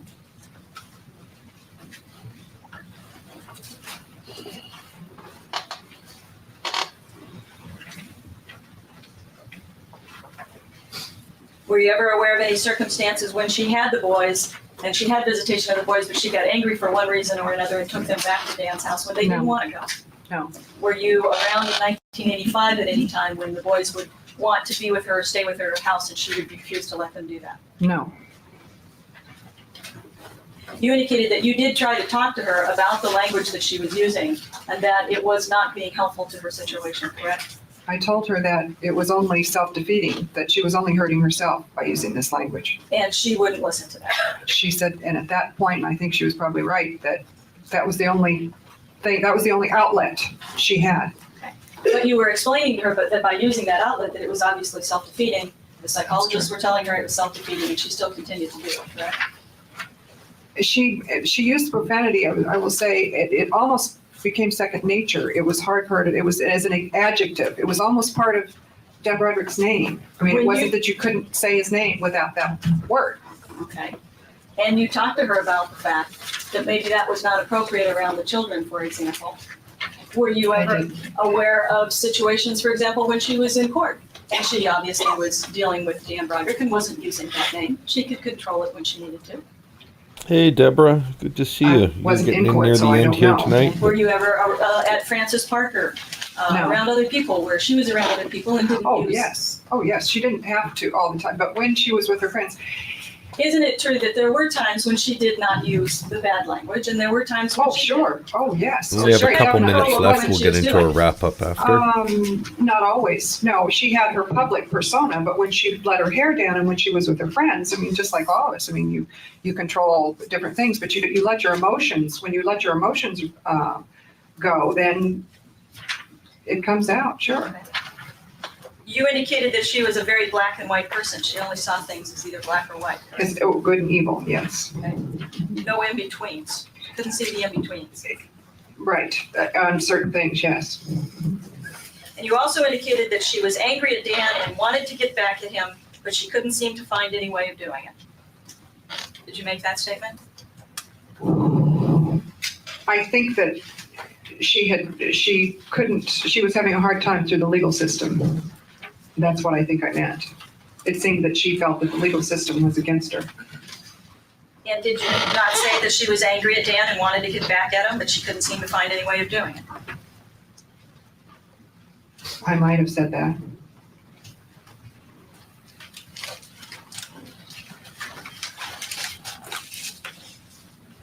You could just take a look at an investigative report, page 4. Going to take down the clock. We'll be stopping sometime in the next 10 to 15 minutes. Did you make that statement? Yes, I did, and I said that she was frustrated. I think this testimony ends rather quickly here.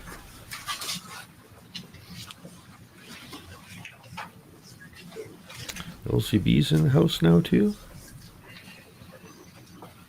And when was the last time that you had contact with her? You indicated that you had contact with her over the summer of 1989, correct?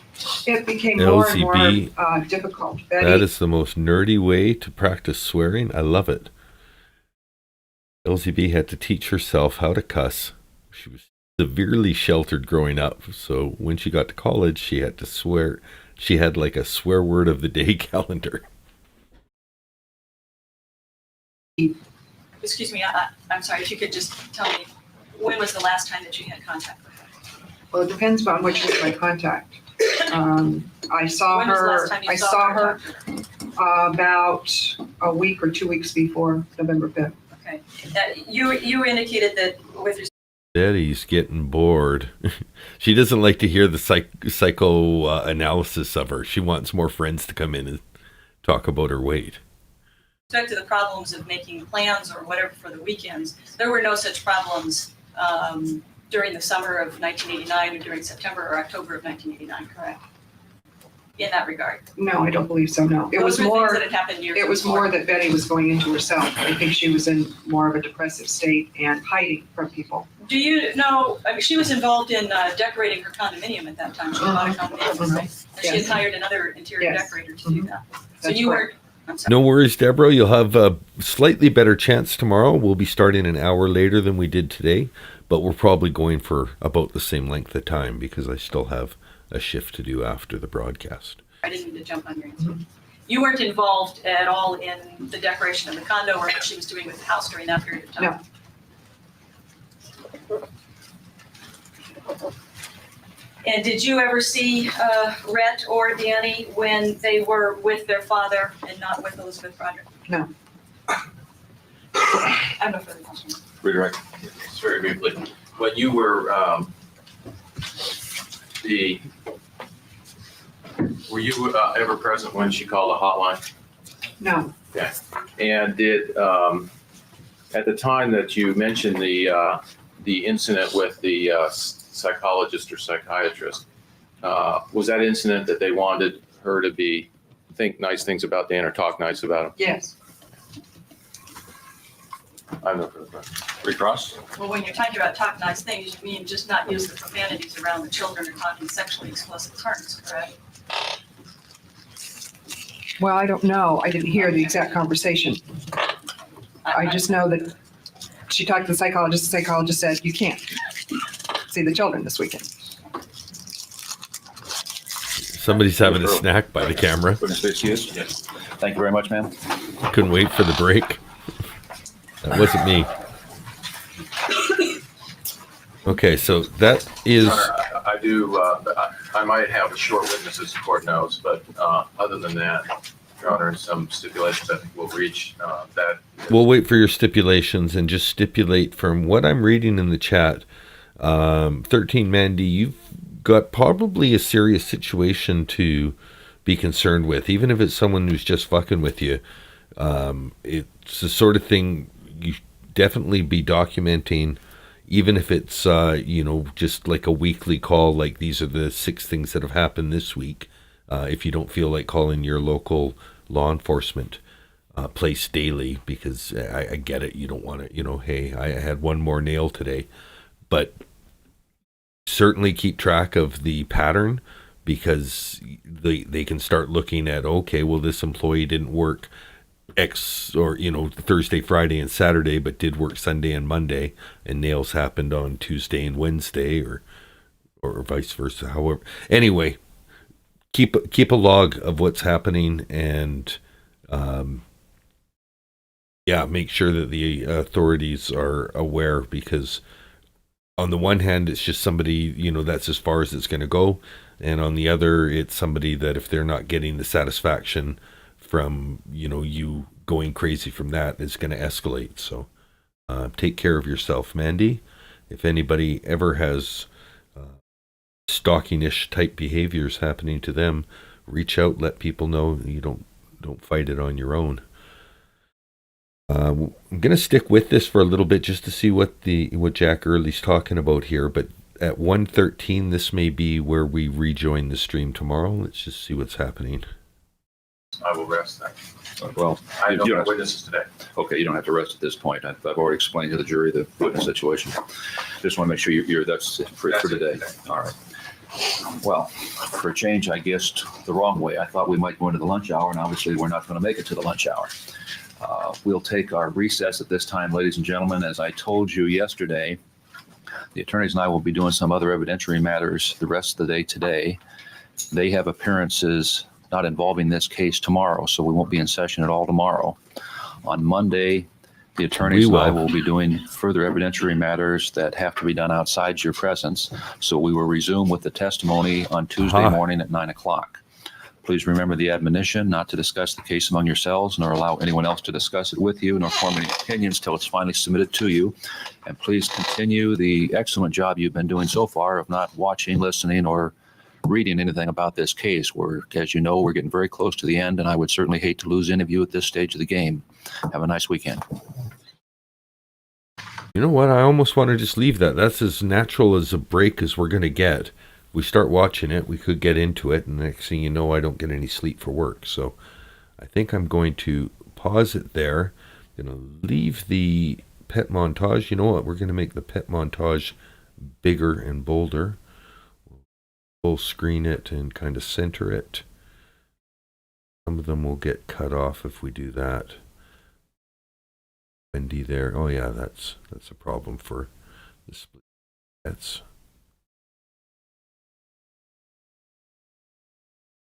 It's adorable.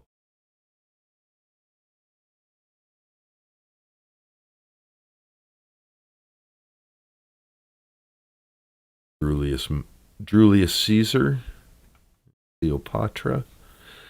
So, upload your pictures to the Dan-D community page. The link has been posted. It's not like you need the link to get there. It's just, you know, YouTube doesn't make it the easiest thing to find.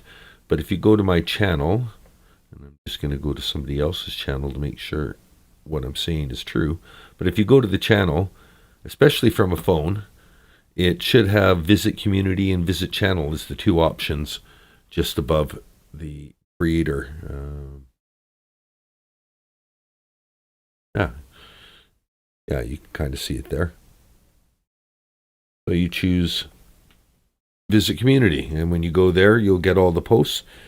At the very bottom of Visit Community is, or at least on mine, oh, you see how broken my screen is Create a Post. That's where you can actually add your own posts if the creator has allowed it. And I definitely have allowed it. Otherwise, I wouldn't have these pictures. There's Conrad, late edition. He didn't make the montage on the Dan-D shorts, but did make it into the montage for the Betty Broderick playlist. As pets get added, I'll add them into the longer montage. The minute-long one is as long as a short can be and still use licensed music. So if you want to hear it to Perry Farrell singing Pets, then watch the Dan-D short on YouTube. Keep watching the Betty Broderick Marathon, and you'll see more and more pets from the Dan-D community. The fine and Dan-D community.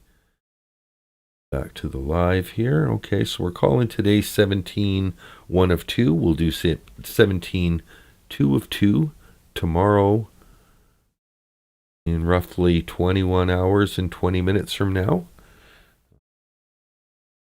Bring up the full screen.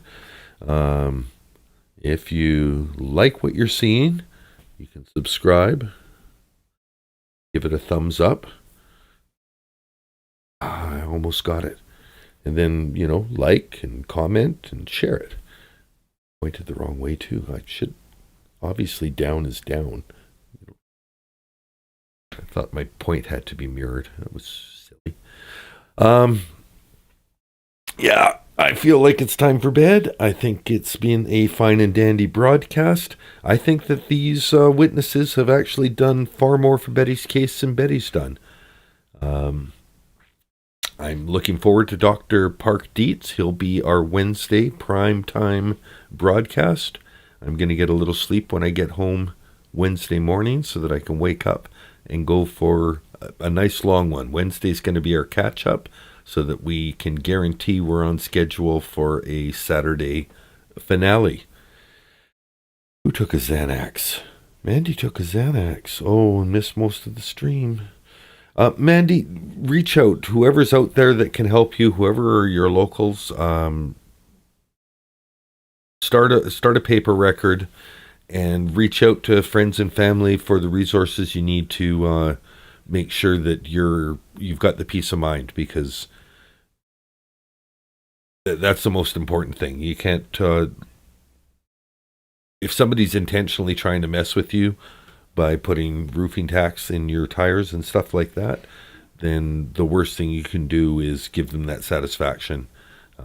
Reach out to the people who can help, and hopefully we hear that good news has come from that situation in the future.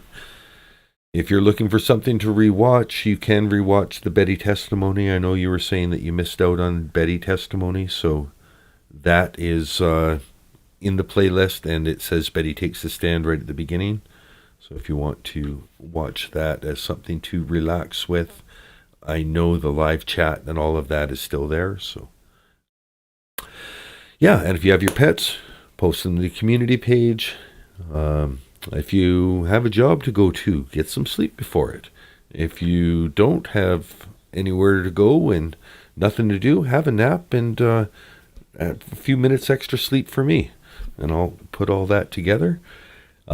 Big thank you to Super Quiet.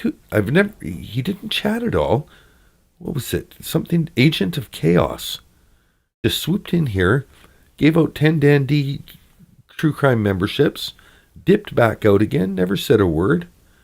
Thank you very much, Agent of Chaos. That was a really nice surprise. And I guess it's a reminder that, we have a few people here in the chat, but there's always people who are watching. So shout out to the people who are watching. Thank you for getting this far into a 35-year-old trial with a bunch of people that, we could be talking bullshit for all I know, because you guys aren't in the chat letting me know if I'm talking bullshit.